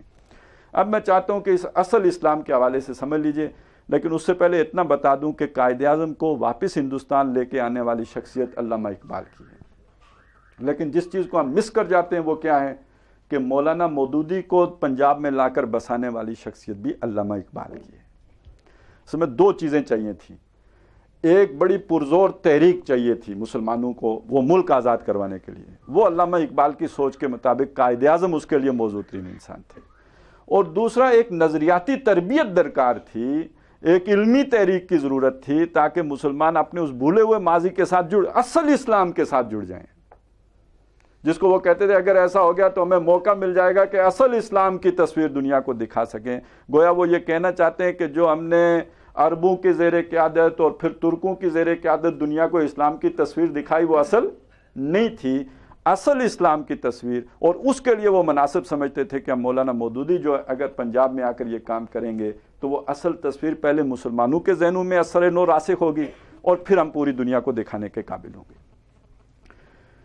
اب یہ ساری تفصیلات سامنے رکھیے، اب آ جائیں پاکستان کے جو باقی تاریخ ہے، میں وہ آپ کے سامنے اس وقت نہیں دہرا رہا، بس یہاں تک پہنچ کے رک رہا ہوں۔ اب میں چلنا چاہتا ہوں افغانستان، جہاں سے طالبانائزیشن اٹھی ہے۔ سب سے پہلے اس طالبانائزیشن کا آپ جینیسس معلوم کیجیے، یہ میں نے آپ کو اسلامائزیشن کا تو ایک آپ کے سامنے رکھ دیا ہے، طالبانائزیشن کی حقیقت کیا ہے، کچھ چیزیں میں بیان کر چکا ہوں۔ ہمارے علماء جا کے مدارس میں بیٹھ چکے تھے اور اس معاملے سے وہ لا تعلق ہو چکے، دنیا اس سوچ کی جو خالص جماعت بعد میں حرکت کی صورت میں سامنے آئی ہے وہ تبلیغی جماعت ہے، جن کی بلا سے دنیا طے ہوتی ہے کہ بالا ہوتی ہے، کون جیتا ہے کون مرتا ہے ان کے اس سے کوئی بحث نہیں ہے، مسلمانوں کے ساتھ کیا ہوتا ہے کیا نہیں ہوتا کوئی پرواہ نہیں ہے، کہاں کس کی حکومت ہے کوئی فکر نہیں ہے۔ یہ وہ جینین سوچ ہے، وہ جو جا کے غار میں پیدا ہوتی ہے، تو گویا غار نے جب حرکت کی صورت اختیار کی تو وہ ہے کہ جو رائیونڈ کی صورت میں ہمیں نظر آتا ہے۔ لیکن اس کے بعد یہ جو چونکہ یہ دو روحیں جو بہ رہی تھیں، ان کے درمیان یہ شخصیات جو کھڑی ہو گئی، علامہ اقبال، مولانا مودودی، ابوالکلام آزاد، یہ درمیان کی شخصیات ہیں جو نہ پوری طرح علی گڑھی ہیں نہ پوری طرح دیوبندی ہیں، بلکہ یہ دونوں ان کو یعنی ایک برج کرنے کی کوشش کر رہے ہیں، جن کی دینی سوچ بھی ہے، اور لیکن وہ دینی سوچ وہ والی ہے کہ جو دور صحابہ کی تھی، اور اس کے ساتھ ساتھ یہ ہے کہ جن کے اندر ایک جدید اور ماڈرنسٹ جو ہے اپروچ بھی ہے، یہ شخصیات، اور علامہ اقبال بھی اسی طرح کے تھے، لہٰذا انہوں نے دو شخصیات جمع کر دی، ایک طرف قائد اعظم اور دوسری طرف مولانا مودودی۔ لیکن یہ جو تحریک اٹھی ہے مولانا مودودی اور یہ ابوالکلام آزاد کی کوششوں کے نتیجے میں، اور اس میں علامہ اقبال کا بھی بڑا کنٹریبیوشن ہے، اس نے پوری مسلمان دنیا میں ہلچل پیدا کی۔ چنانچہ مصر میں اخوان اٹھے ہیں اسی سوچ کے ساتھ، ہمارا بھی کوئی نظام ہے، انگریزوں ہی کا نظام تو نہیں، ہمارا بھی کوئی نظام ہے، اسی کے سوچ کے ساتھ جماعت اسلامی ہے، اس سے پہلے حزب اللہ تھی، حکومت الہیہ کا کیا، اللہ کی حکومت کا کام کرنا ہے، اور یہ ساری ان کی اپروچ جو ہے وہ گویا قدیم و جدید کے امتزاج سے بنی تھی۔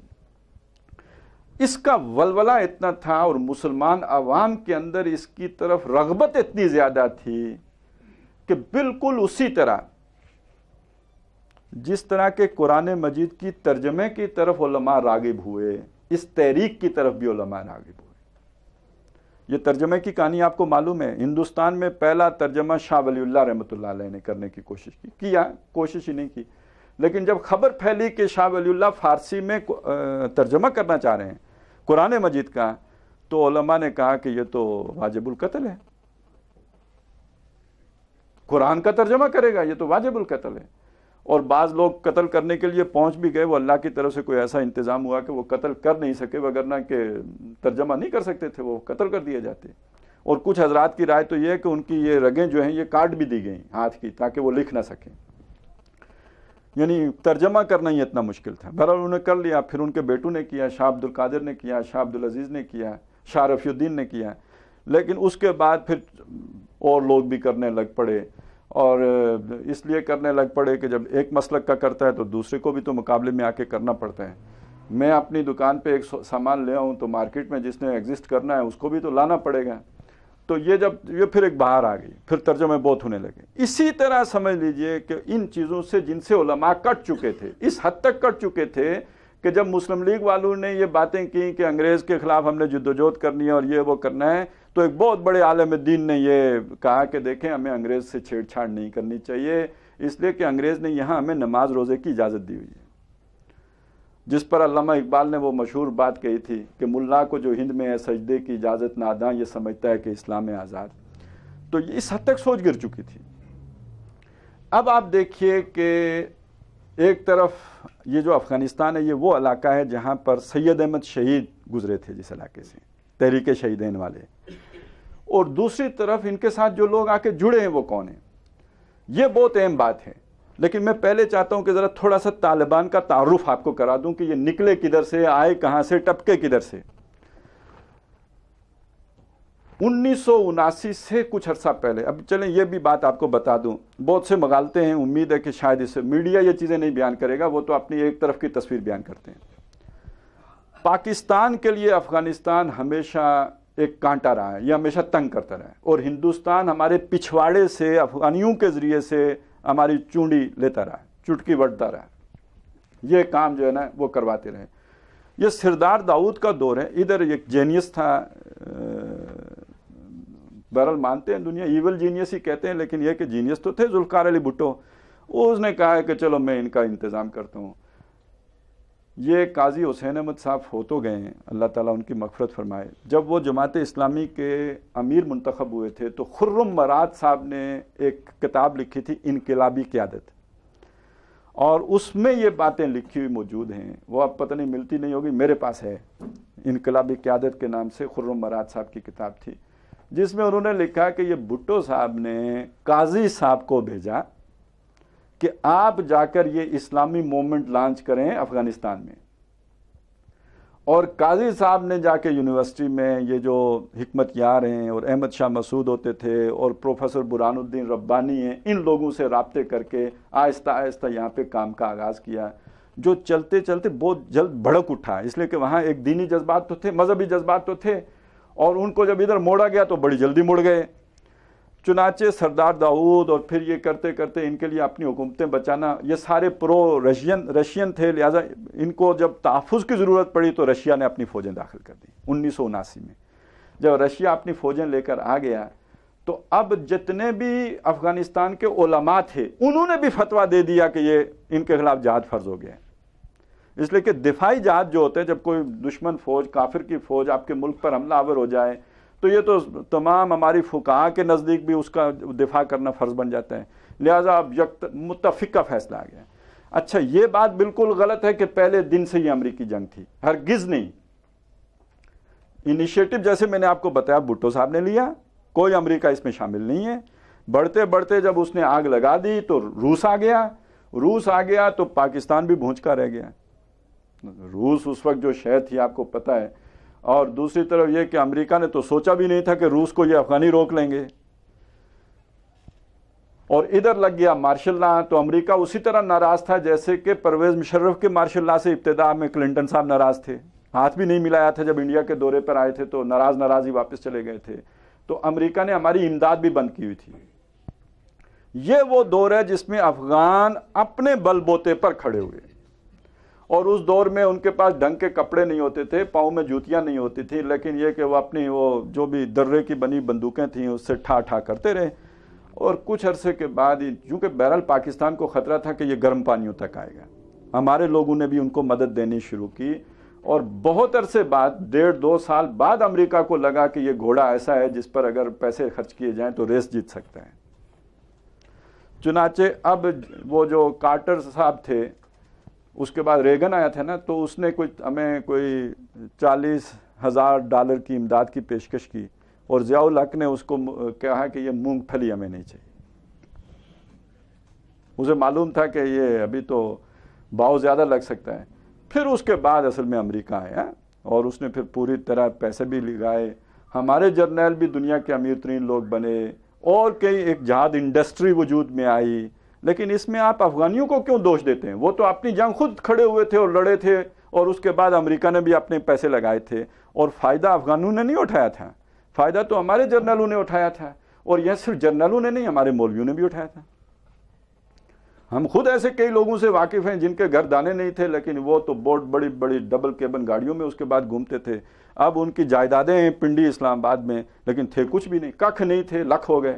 تو یہ سارا جہاد افغانستان کی برکات تھی۔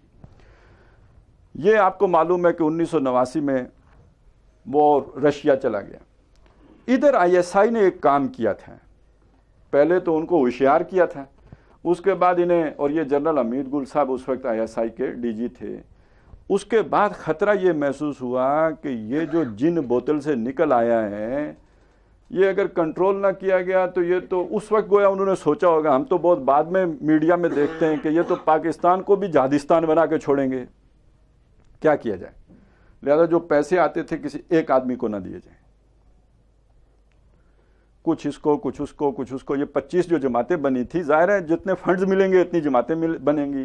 فنڈز وہاں سے افغانستان سے تو نہیں جنریٹ ہو رہے، وہ تو آپ دے رہے ہیں، پائپ لائن میں تو آپ بیٹھے ہوئے ہیں۔ آپ اگر جس کے بند کر دیں گے اس کی جماعت بند ہو جائے گی، جس کو دیتے رہیں گے اس کی جماعت چلتی رہے گی۔ لہذا یہ اتنے جہادی لیڈر جنہوں نے خانہ کعبہ میں بیٹھ کر عبد الرب رسول سیاف کے ہاتھ پر بیعت کی تھی، امیر بنایا تھا، فنڈز نے آ کے توڑ دیا۔ تو یہ ڈیوائیڈ اینڈ رول والی پالیسی نہ امریکہ کی تھی نہ کسی اور کی تھی، یہ اپنی تھی، ہماری تھی، ہماری فوج کی تھی، ہماری آئی ایس آئی کی تھی، تاکہ یہ کہیں ہمارے ہاتھ سے نہ نکل جائے، ہمارے قابو میں رہیں۔ بہت سے لوگ ہوں گے، بہت سو کو چندہ دیتے، ایک کے ذریعے سے دوسرے کو برابر کرتے رہیں گے۔ اب جب روس چلا گیا اور بیچ میں جنیجو صاحب نے تھوڑا سا گند کر دیا، جس کے نتیجے میں ان کی حکومت بھی چلی گئی، تو اس کے بعد معاملہ یہ ہوا کہ یہ آپس میں جن لڑ پڑے۔ یہ سارے آتش مزاج جن تھے جن کے اوپر کسی کا کوئی کنٹرول نہیں تھا۔ امریکہ روس بیچ سے نکل گیا، یہ آپس میں لڑے، اور جو قتل و غارت گری افغانستان میں ان کی لڑائی کے نتیجے میں ہوئی ہے وہ روس کی موجودگی میں نہیں ہوئی تھی۔ جو کابل کی تباہی ہوئی ہے وہ تو سب ان کے دور میں ہوئی ہے۔ ایک آتا تھا تو ٹینکوں سے روند کے چلا جاتا، دوسرا آتا تو ان کو روند کے چلا جاتا، تباہ و برباد کر دیا۔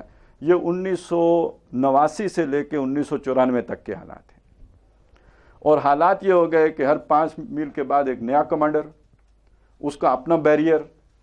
جو گاڑی نکلی ہے کابل سے تو جلال آباد تک آتے ہوئے 15 چیک پوسٹیں ہیں جس پر اس نے وہ گنڈا ٹیکس دینا ہے، وہ جادی ٹیکس کہیں، گنڈا ٹیکس کہیں، بھتہ کہیں، جو بھی کہیں، بیریئر لگے ہوئے ہیں وہ دینے ہیں۔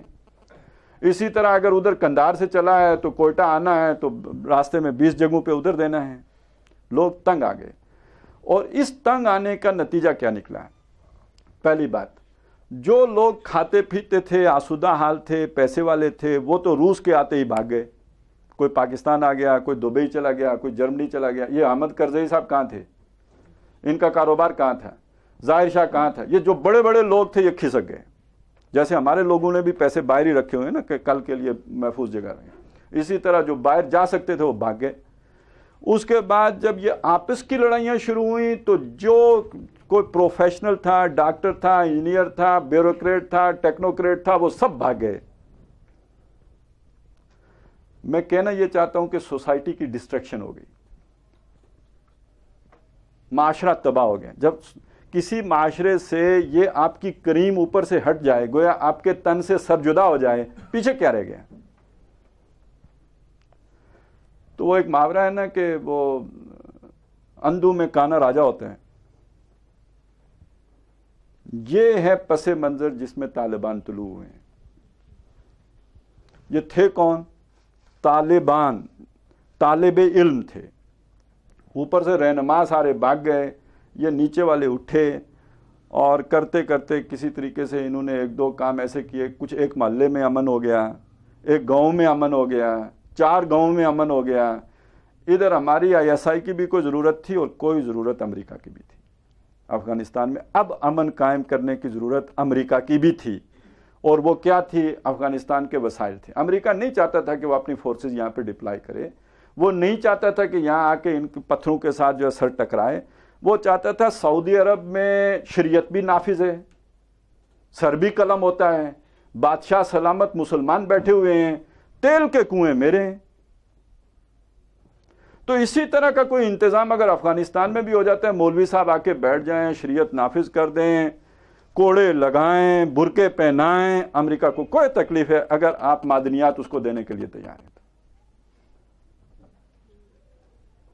تکلیف وہاں سے شروع ہوئی کہ جب ان مولویوں نے جب پورے افغانستان پر قابض ہو گئے، اور اس میں کوئی شبہ نہیں، اس میں ISI کا بھی ہاتھ تھا اور اس میں امریکہ کا ڈالر بھی انوالو تھا، امریکہ کا مقصد وہ تھا. لیکن جب اب انہوں نے کہا کہ آپ ہمیں جناب ایکسس دیجئے، تو کہ نہیں، وہ عرب اور ہوتے ہیں، یہ تو افغان روایات کچھ اور ہوتی ہیں. مسئلہ روایات کا ہے، بات جہاں سے بگڑی ہے وہ روایات کی بات ہے. مجھے بھی جانے کا اتفاق ہوا تھا، اس وقت ڈیورنڈ لائن کا کوئی جھگڑا تھا، یہ 99 سال کا پٹا تھا نا جو مسٹر ڈیورنڈ نے افغانوں کے ساتھ طے کیا، وہ 99 سال پورے ہو گئے. ہم یہ چاہتے تھے کہ فرینڈ گورنمنٹ، یعنی فرینڈلی گورنمنٹ ہے یہ طالبان کی، تو یہ اس کی تجدید کر دیں، اگلے 99 سال کے لیے تجدید کر دیں. پاکستان یہ چاہتا تھا. تو یعنی طالبان سے زیادہ تو پاکستان کے قریب کوئی بھی حکومت نہیں رہی نا افغانیوں کی. تو جب انہوں نے ان کے سامنے رکھا تو انہوں نے کہا بابا دیکھیں بس ٹھیک ہے یہ لائن رہے، لیکن آپ ہم سے معاہدہ سائن نہ کریں. افغان عوام یہ کہے گی کہ انہوں نے زمین بیچی ہے، یہ ہم نہیں کر سکتے. تو انہوں نے ہمیں بھی کوڑا جواب دے دیا. یہ ڈپلومیٹک انداز ہے نا نہ کرنے کا، تو انہوں نے نہ کر دی ہمیں بھی. تو انہوں نے امریکہ کو ہم سے بڑی نو کہہ دی، جبکہ امریکہ باولا ہو رہا تھا ان معدنیات کے لیے کہ جو افغانستان میں موجود ہیں. ان کی تفصیلات جاننا چاہتے ہوں تو کبھی ڈاکٹر بشیر الدین محمود سے بات کیجئے، ان کو پتہ ہے وہ ساری چیزوں کا. بہرحال یہ پس منظر ہے کہ جس کے نتیجے میں امریکہ کی اور ان کی آپس میں ٹھن گئی، اور پھر بہانہ بن گیا کہ جی یہ برقعے پہناتے ہیں اور داڑیاں لالٹینوں کے شیشے سے ناپتے ہیں کہ شرعی ہیں کہ نہیں ہیں. تو یہ تو آپ کو معلوم ہے، ملا عمر نے 2 شادیاں کی ہیں. بھائی تمہارا کلنٹن اگر کسی مونیکا کے ساتھ گھومے تو کچھ نہیں ہوتا ہے، تو یہ اس نے تو 2 شادیاں کی ہیں نا، نکاح کیا ہے، سنبھالی ہیں.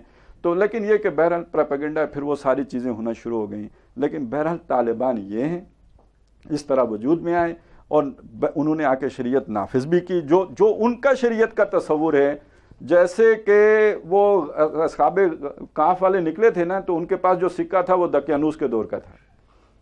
انہوں نے کہا آ کے کہا بھائی کیک دے دو. انہوں نے کہا یہ سکہ تم کہاں سے لے کے آئے؟ تو وہ کدھر چلتا اس وقت اس مارکیٹ میں جس میں وہ لے کے آ گئے تھے. تو طالبان کا جو تصور دین ہے وہ وہی ہے، آج سے 700 سال پرانا. اور اس سوسائٹی میں وہ چل اس لیے گیا کہ یہ جو اوپر والے سارے بھاگ گئے تھے، لہذا سوسائٹی تو 700 سال پہلے والے دور میں پہنچ گئی تھی، اس کے اوپر وہ ٹھپا لگ گیا اور چلتا ہی رہتا. اگر وہ خود بھی دقیانوس ہوتے، لیکن وہ تھے نہیں. انہوں نے امریکہ کو اتنی سیاست وہ جانتے تھے کہ یہ آ گیا یہاں پہ تو یہ ہمیں بھی سعودی عرب بنا کے چھوڑے گا. یہاں سے وہ ساری گڑبڑ ہوئی.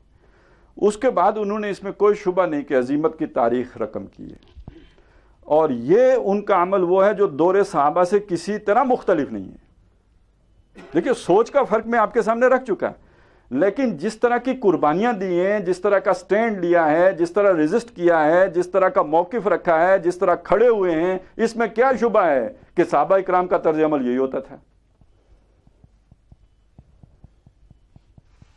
اور ایک بات اور بھی عرض کر دوں کہ نبی اکرم صلی اللہ علیہ وسلم نے فرمایا کہ دین کی حدوں میں سے کسی ایک حد کا قائم ہو جانا 40 روز کی شب و روز کی بارش سے زیادہ بابرکت ہے. وہ کسی انٹلیکچوئل راستے سے آئیے، اسلامائزیشن کے نتیجے میں آئیے یا طالبانائزیشن کے نتیجے میں آئیے، اگر وہ حد قائم ہو جاتی ہے تو جو برکت 40 مسلسل دن بارش ہونے کے نتیجے میں ظاہر ہوتی ہے، اس سے زیادہ برکت اس ایک حد کے نافذ ہونے سے ہوتی ہے. اور اس میں کیا شبہ کہ جو ان کا تصور دین تھا اس کے مطابق انہوں نے شریعت کی حدود نافذ کر رکھی تھی.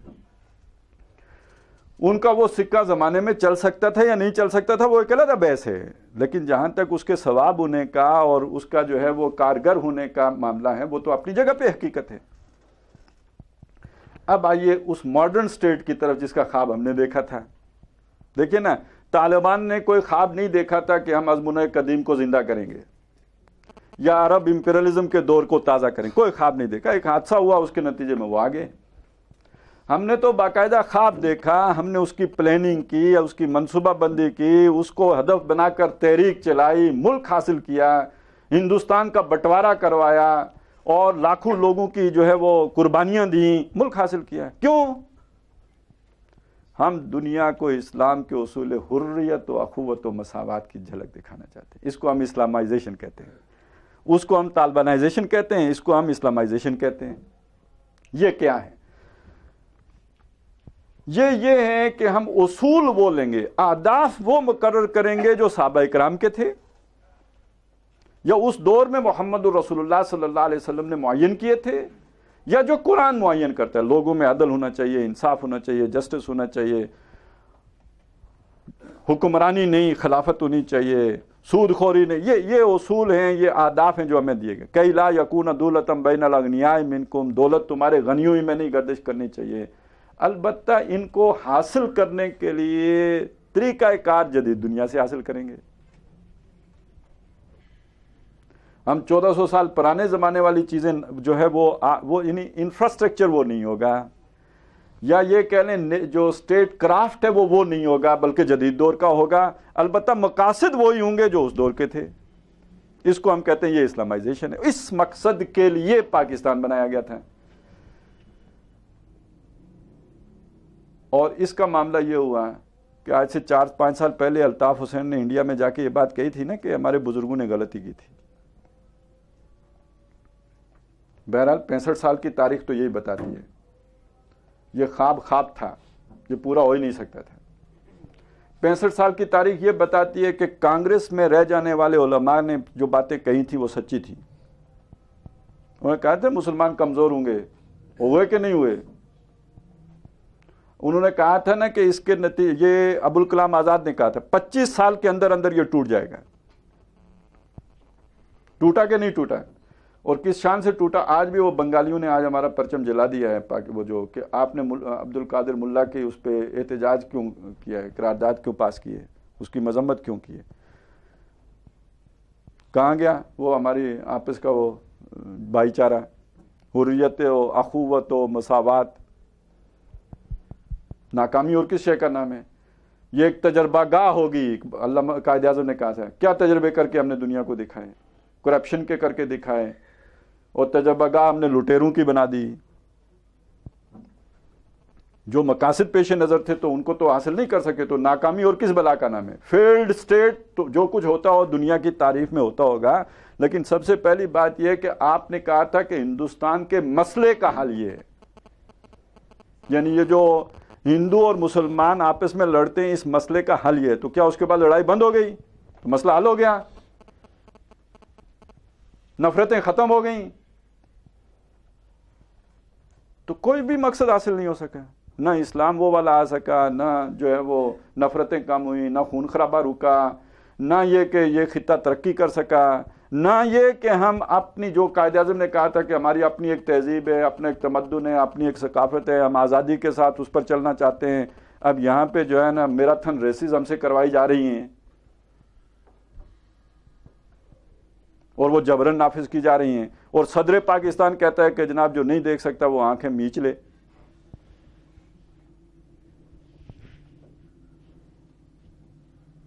تو یہ کچھ تو ہمیں ہندوستان میں بھی نظارے دیکھنے کو ملتے, بلکہ ان سے بہتر ملتے چلیں. آدمی نے گناہی کرنا ہو تو بے لذت تو نہ کرے. فیلڈ اسٹیٹ اس اعتبار سے بھی, باقی یہ کہ جو دنیا کے معیارات ہیں اس کے اعتبار سے بھی فیلڈ اسٹیٹ. یہاں پہ نہ اب کوئی معیشت کی بنیاد رہی ہے, نہ جو سیاست تو خیر ہماری پتہ نہیں ہے بھی کہ نہیں ہے. جہاں پہ ایک جائز حکمران ہوتا ہے, 3 ناجائز حکمران اس کے اوپر چڑھ کے بیٹھے ہوئے ہوتے ہیں, ٹرائیکا. دستور پتہ نہیں کتنی دفعہ پٹڑیاں بدل چکا ہے, اور ایک کپڑے پہن کے ہٹتا نہیں تو اس کی دھجیاں پہلے اڑ جاتی ہیں. تو یہ اس اعتبار سے ہم اسلامائزیشن میں بالکل ناکام ہوئے ہیں. نتیجہ کیا ہے؟ یہ بات میں مانتا ہوں کہ پاکستان کی طالبانائزیشن ممکن نہیں ہے. جب یہ خوب ڈھنڈورا پیٹا گیا تھا نا, وہ بھی پروپیگنڈا تھا, لوگوں کو ڈرانے کے لیے تھا. وگرنہ یہ کہ یوں سمجھ لیجئے کہ جیسے 10 سال کے کپڑے کسی 45 سال کے آدمی کو نہیں پہنائے جا سکتے, سائز کا ہی فرق ہے, کیسے چڑھائیں گے, اسی طرح پاکستان کے اوپر طالبانائزیشن نہیں آ سکتی, کبھی بھی نہیں. لیکن ہم نے اسلامائزیشن بھی تو نہیں کی. نتیجہ کیا ہے؟ نہ یہاں پہ اسلامائزیشن ہونے والی نظر آ رہی ہے, نہ یہاں کی طالبانائزیشن ممکن ہے. یہاں اب جس طرف ہم جا رہے ہیں، سچی بات یہ ہے کہ ہم بلکنائزیشن کی طرف جا رہے ہیں، ہم توڑ پھوڑ کی طرف جا رہے ہیں، اور ہر جگہ اپنی اپنی تیاری مکمل ہے. سندھ کے علیحدہ ہونے کے اسباب مکمل ہیں. وہ تو یوں سمجھیے کہ آپ جیسے بم فٹ کر کے اور ریموٹ کنٹرول ہاتھ میں لے کے بیٹھے ہوں کہ جب آپ نے چاہ بٹن دبایا دھماکہ کر دیا. سندھ کی صورتحال تو اس طرح ہے. بلوچستان میں آپ کو معلوم ہے کہ آزادی کی تحریک چل رہی ہے، اور جو طریقہ ہم اس کے ساتھ اختیار کیے ہوئے ہیں وہی جو بنگلہ دیش والا ہے. مسنگ پرسنز ہیں، لوگوں کی لاشیں کٹی پھٹی مل رہی ہیں، ڈرل سے سوراخ کیے ہوئے مل رہی ہیں. اس سے تو یہ نفرتیں بڑھتی ہی ہیں، گھٹتی تو نہیں. خیبر پی کے میں جو کچھ ہو رہا ہے، رہ گیا پنجاب، بچا کھچا پاکستان. تو وہ بھی آپ کو اندازہ ہو گیا ہوگا سانحہ راولپنڈی کے نتیجے میں کہ اگر کوئی آگ بھڑکانا چاہے تو دیر کتنی لگے گی. بارود تو یہاں بھی موجود ہے، دیا سلائی دکھانے کی دیر ہے. فورسز تو موجود ہیں. یہ تو ہماری وہ جسے پرویز مشرف کہتا تھا گراؤنڈ ریئلٹیز، یہ گراؤنڈ ریئلٹیز ہیں. اور اس پر مزید یہ کہ ہمارے رہنما یہ ہیں کہ جن کا نہ کوئی ویژن ہے، نہ کوئی سوچ ہے، نہ کوئی ان کے پاس منصوبہ ہے، نہ اگر کوئی منصوبہ ہے تو اس منصوبے پر عمل درآمد کرنے کی صلاحیت ہے.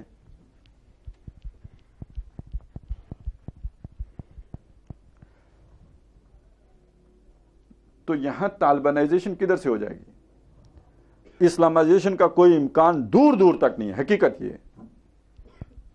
تو جس چیز کی طرف ہم تیزی سے بڑھتے چلے جا رہے ہیں وہ بلکنائزیشن ہے. اچھا، اس کے اسباب بھی بتا دوں. سیدھی سیدھی بات ہے کہ جس مقصد کے لیے جو شے بنی ہو اسے پورا نہ کرے ختم ہو جاتی ہے. اصول ہے. یہ گلاس اس ٹیبل پہ تبھی تک رہے گا جب تک یہ پانی اپنے اندر محفوظ کرنے کی صلاحیت رکھتا ہے. جس دن یہ پانی محفوظ نہ کر سکے، کوئی لیک ہو جائے، کچھ ہو جائے، کچرے کا ڈرم ہے اس کا ٹھکانہ. تو چونکہ پاکستان جس مقصد کے لیے بنایا گیا تھا وہ اس مقصد کی طرف پیش قدمی نہیں کر سکا تو اصولی طور پہ ختم ہو جانا چاہیے. دوسری بات، یہ جو میں نے اسباب کے اعتبار سے آپ کے سامنے گنوا دیے، یہ اسباب سارے انڈیکیٹ کر رہے ہیں کہ یہ ختم ہونے کی طرف جا رہے ہیں. تیسری چیز، ہمیں جوڑ کر رکھنے والی شے، متحد رکھنے والی شے، نہ ایٹم بم ہے، نہ ایک دن عید منانا ہے، نہ کرکٹ ہے، نہ ہاکی ہے. وہ تو اسلام تھا. کیونکہ ہمارے پاس نہ فوج ہے، نہ ہمارے پاس رنگ ایک تھا، نہ ہماری نسل ایک تھی، نہ ہماری زبان ایک تھی، نہ ہم کوئی ازمن قدیم سے چلے آ رہے ملک تھے جیسے چین، افغانستان وغیرہ ہیں. ہم تو 47 میں بنے، وہ بھی ہندوستان کو کاٹ کر ملک بنایا گیا. اس سے پہلے تو یہ ملک تھا ہی نہیں. تو پیچھے بنیاد کیا رہ گئی تھی ہماری؟ اب یہ کہتے ہیں کہ نہیں کرکٹ.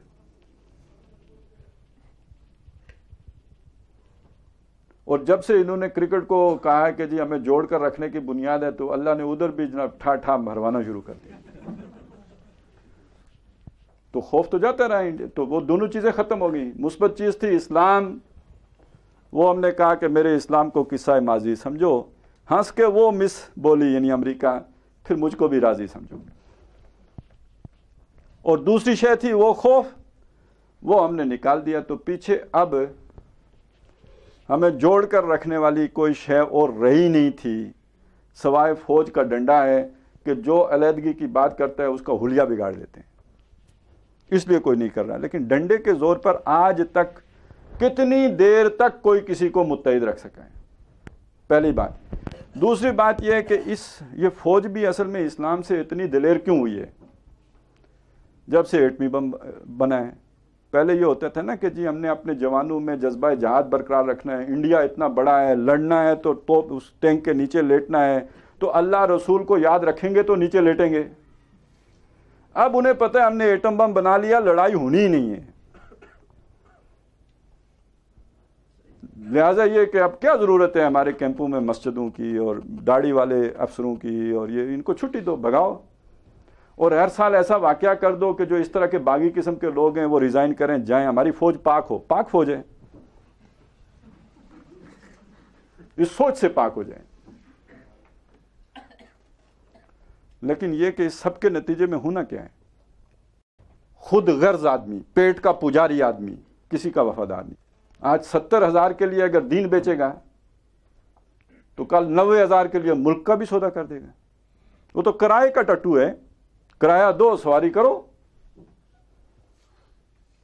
تو پھر بنیاد کیا رہی؟ اور پھر جس پوری مشینری کی بنیاد ایک آدمی پر ہو، وہ جتنی نیک ہو، آپ کا انجن بڑا جو ہے وہ 3200 سی سی کا ہے، آپ کا گیئر بڑا اچھا ہے، سب کچھ بہترین ہے، آپ کا سٹیئرنگ فیل ہو جائے تو جتنی ریس دو گے اتنی زور سے جا کے ٹکراؤ گے۔ تو ایک اوپر بیٹھا ہوا آدمی، صرف جسٹ ون مین، اس کو قابو کرنا کیا مشکل؟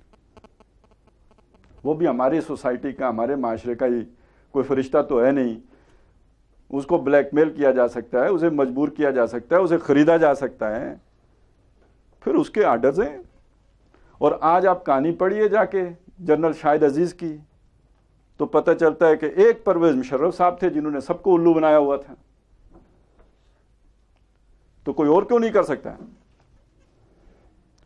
لہٰذا اس اعتبار سے ہمارے سامنے سوائے بلکنائزیشن کے کوئی طالبانائزیشن کا یہاں امکان نہیں، دور دور تک امکان نہیں، اور اسلامائزیشن کا بھی دور دور تک امکان نہیں۔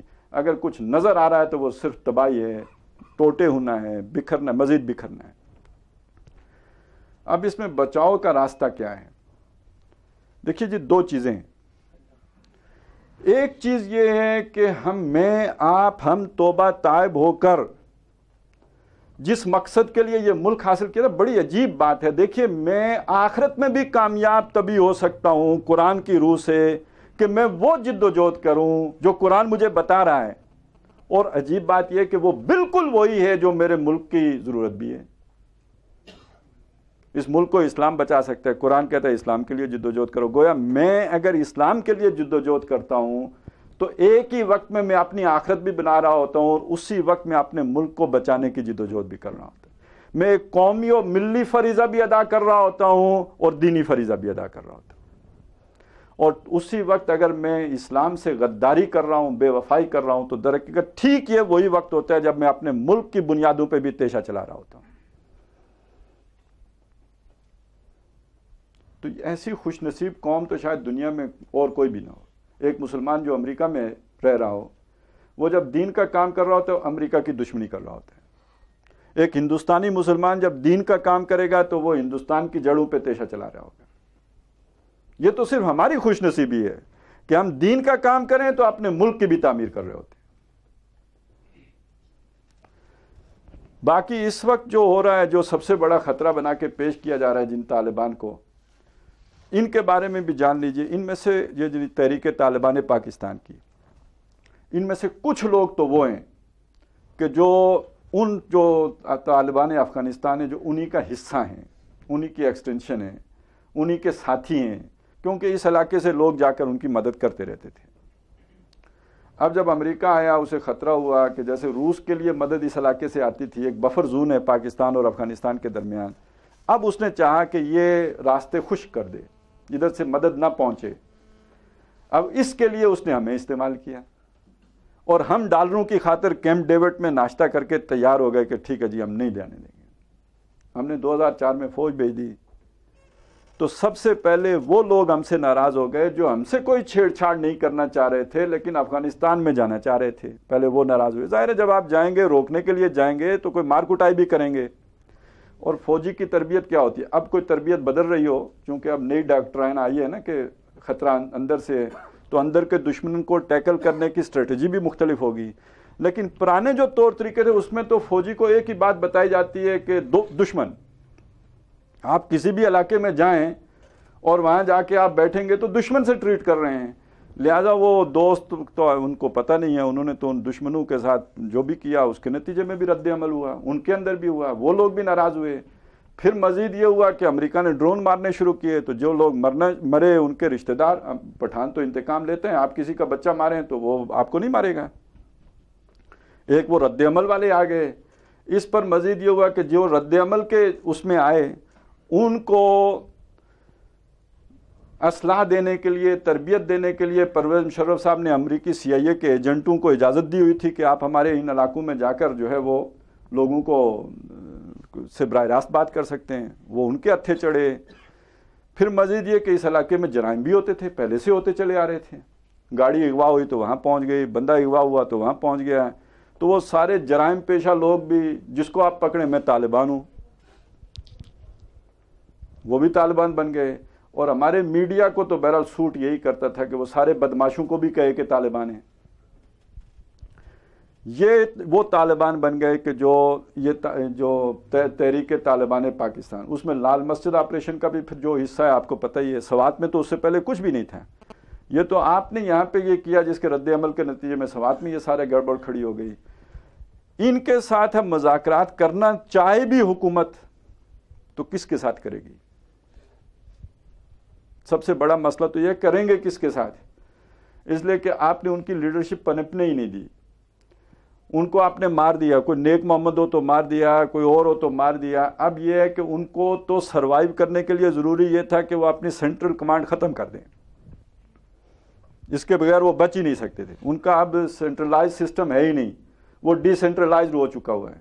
تو اب ایک ایک مورچے کا اپنا اپنا کمانڈر ہے، تو کس کس سے مذاکرات کریں گے؟ یہ جو اللہ کی مار ہے اس کا ایک انداز یہ بھی ہے. تو بہرحال یہ حالات ہیں جن میں سے ایک یہ رہ گیا تھا، میں نے چاہا یہ بھی آپ کے سامنے. بچنے کا راستہ ایک یہ، میں اور آج آپ اپنی آخرت اور یہ دنیا بچانے کے لیے سب سے پہلے اللہ کے دین سے اثر نو وفاداری کا عہد کریں. یہ اب روایتی دینداری کی بات نہیں ہے.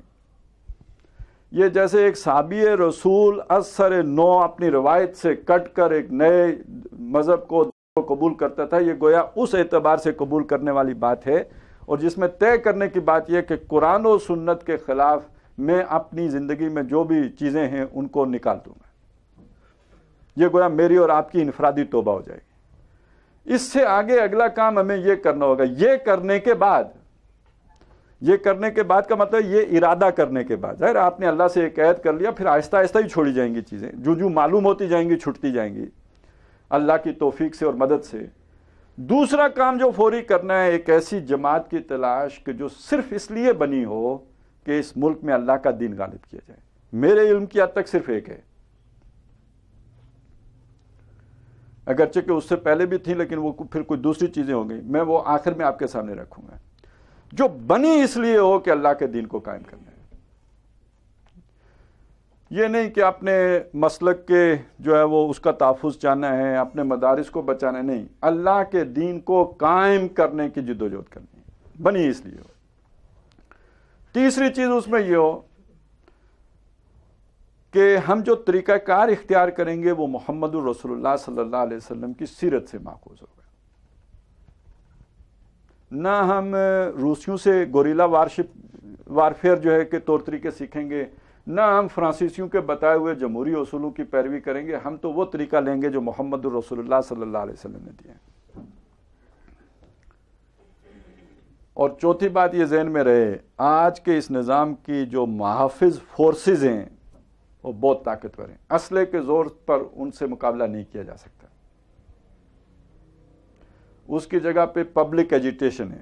ابھی سنا ہے کہ 2-3 مہینے کے بعد پھر ہمارے طاہر القادری صاحب اسلام آباد کے شہر آنے والے ہیں. راستہ یہی ہے، لیکن اس کے پہلے ایک تیاری کرنے کی ضرورت ہوتی ہے. یہ کچے پکے لوگوں سے آپ کیا کر سکتے ہیں؟ ایک چلتا پھرتا سیٹ اپ جو ہے، ایک سیٹلڈ وہ جو نظام ہوتا ہے اس کو یعنی جو ایک سیٹ اپ ہوتا ہے اس کو آپ تتر بتر تو کر سکتے ہیں، ایک نیا سیٹ اپ لا نہیں سکتے.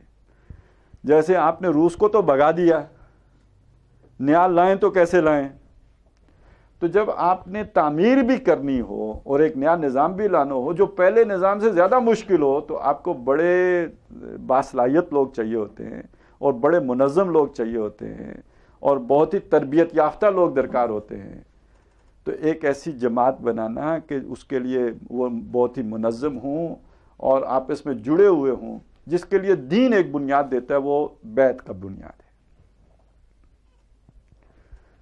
اور کسی بنیاد پہ وہ ایسوسیشن نہیں ہو سکتی جو بیعت کی بنیاد پر ہوتی ہے. جس میں علی السمع والطاعت، سنیں گے اور اطاعت کریں گے، فی العسر والیسر، آسانی ہو کہ مشکل ہو، والمنشط والمکرہ، پسند ہو کہ ناپسند ہو۔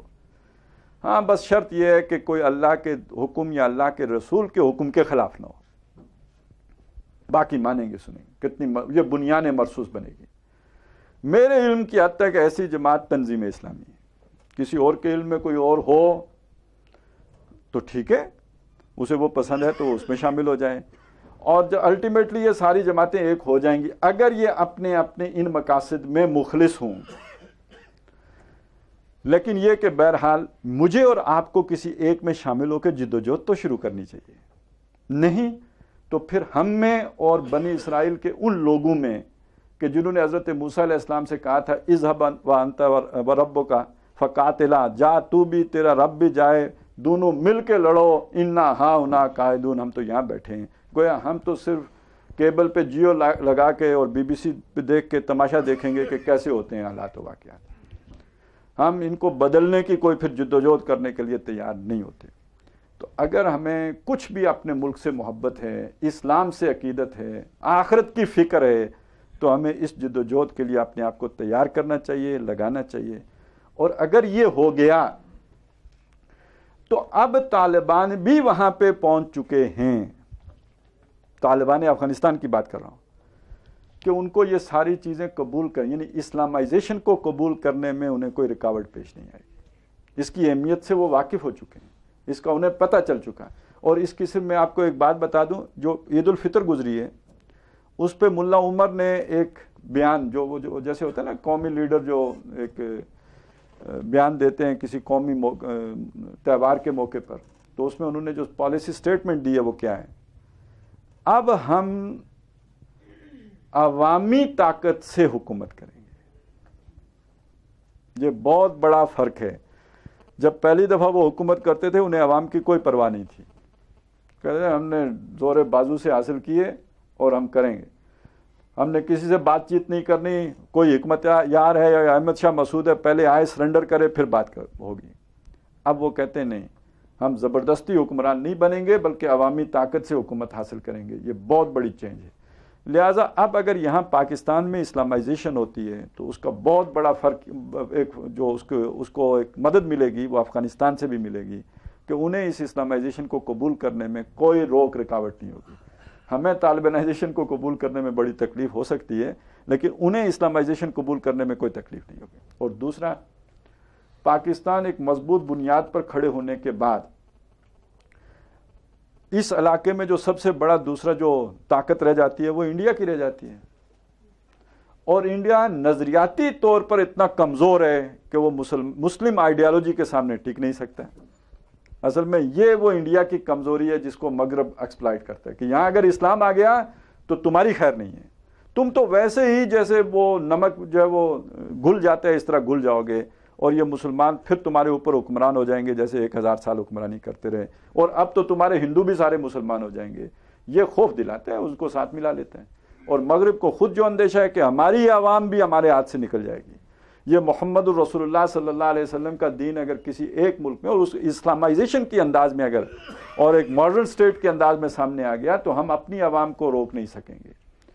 تو یہ کتنا بڑا نوع انسانی پر بھی ہمارا احسان ہوگا اگر ہم یہ جدوجہد کر کے اس ملک کو واقعی دنیا کے لیے ایک روشنی کا مینارہ بنا سکیں۔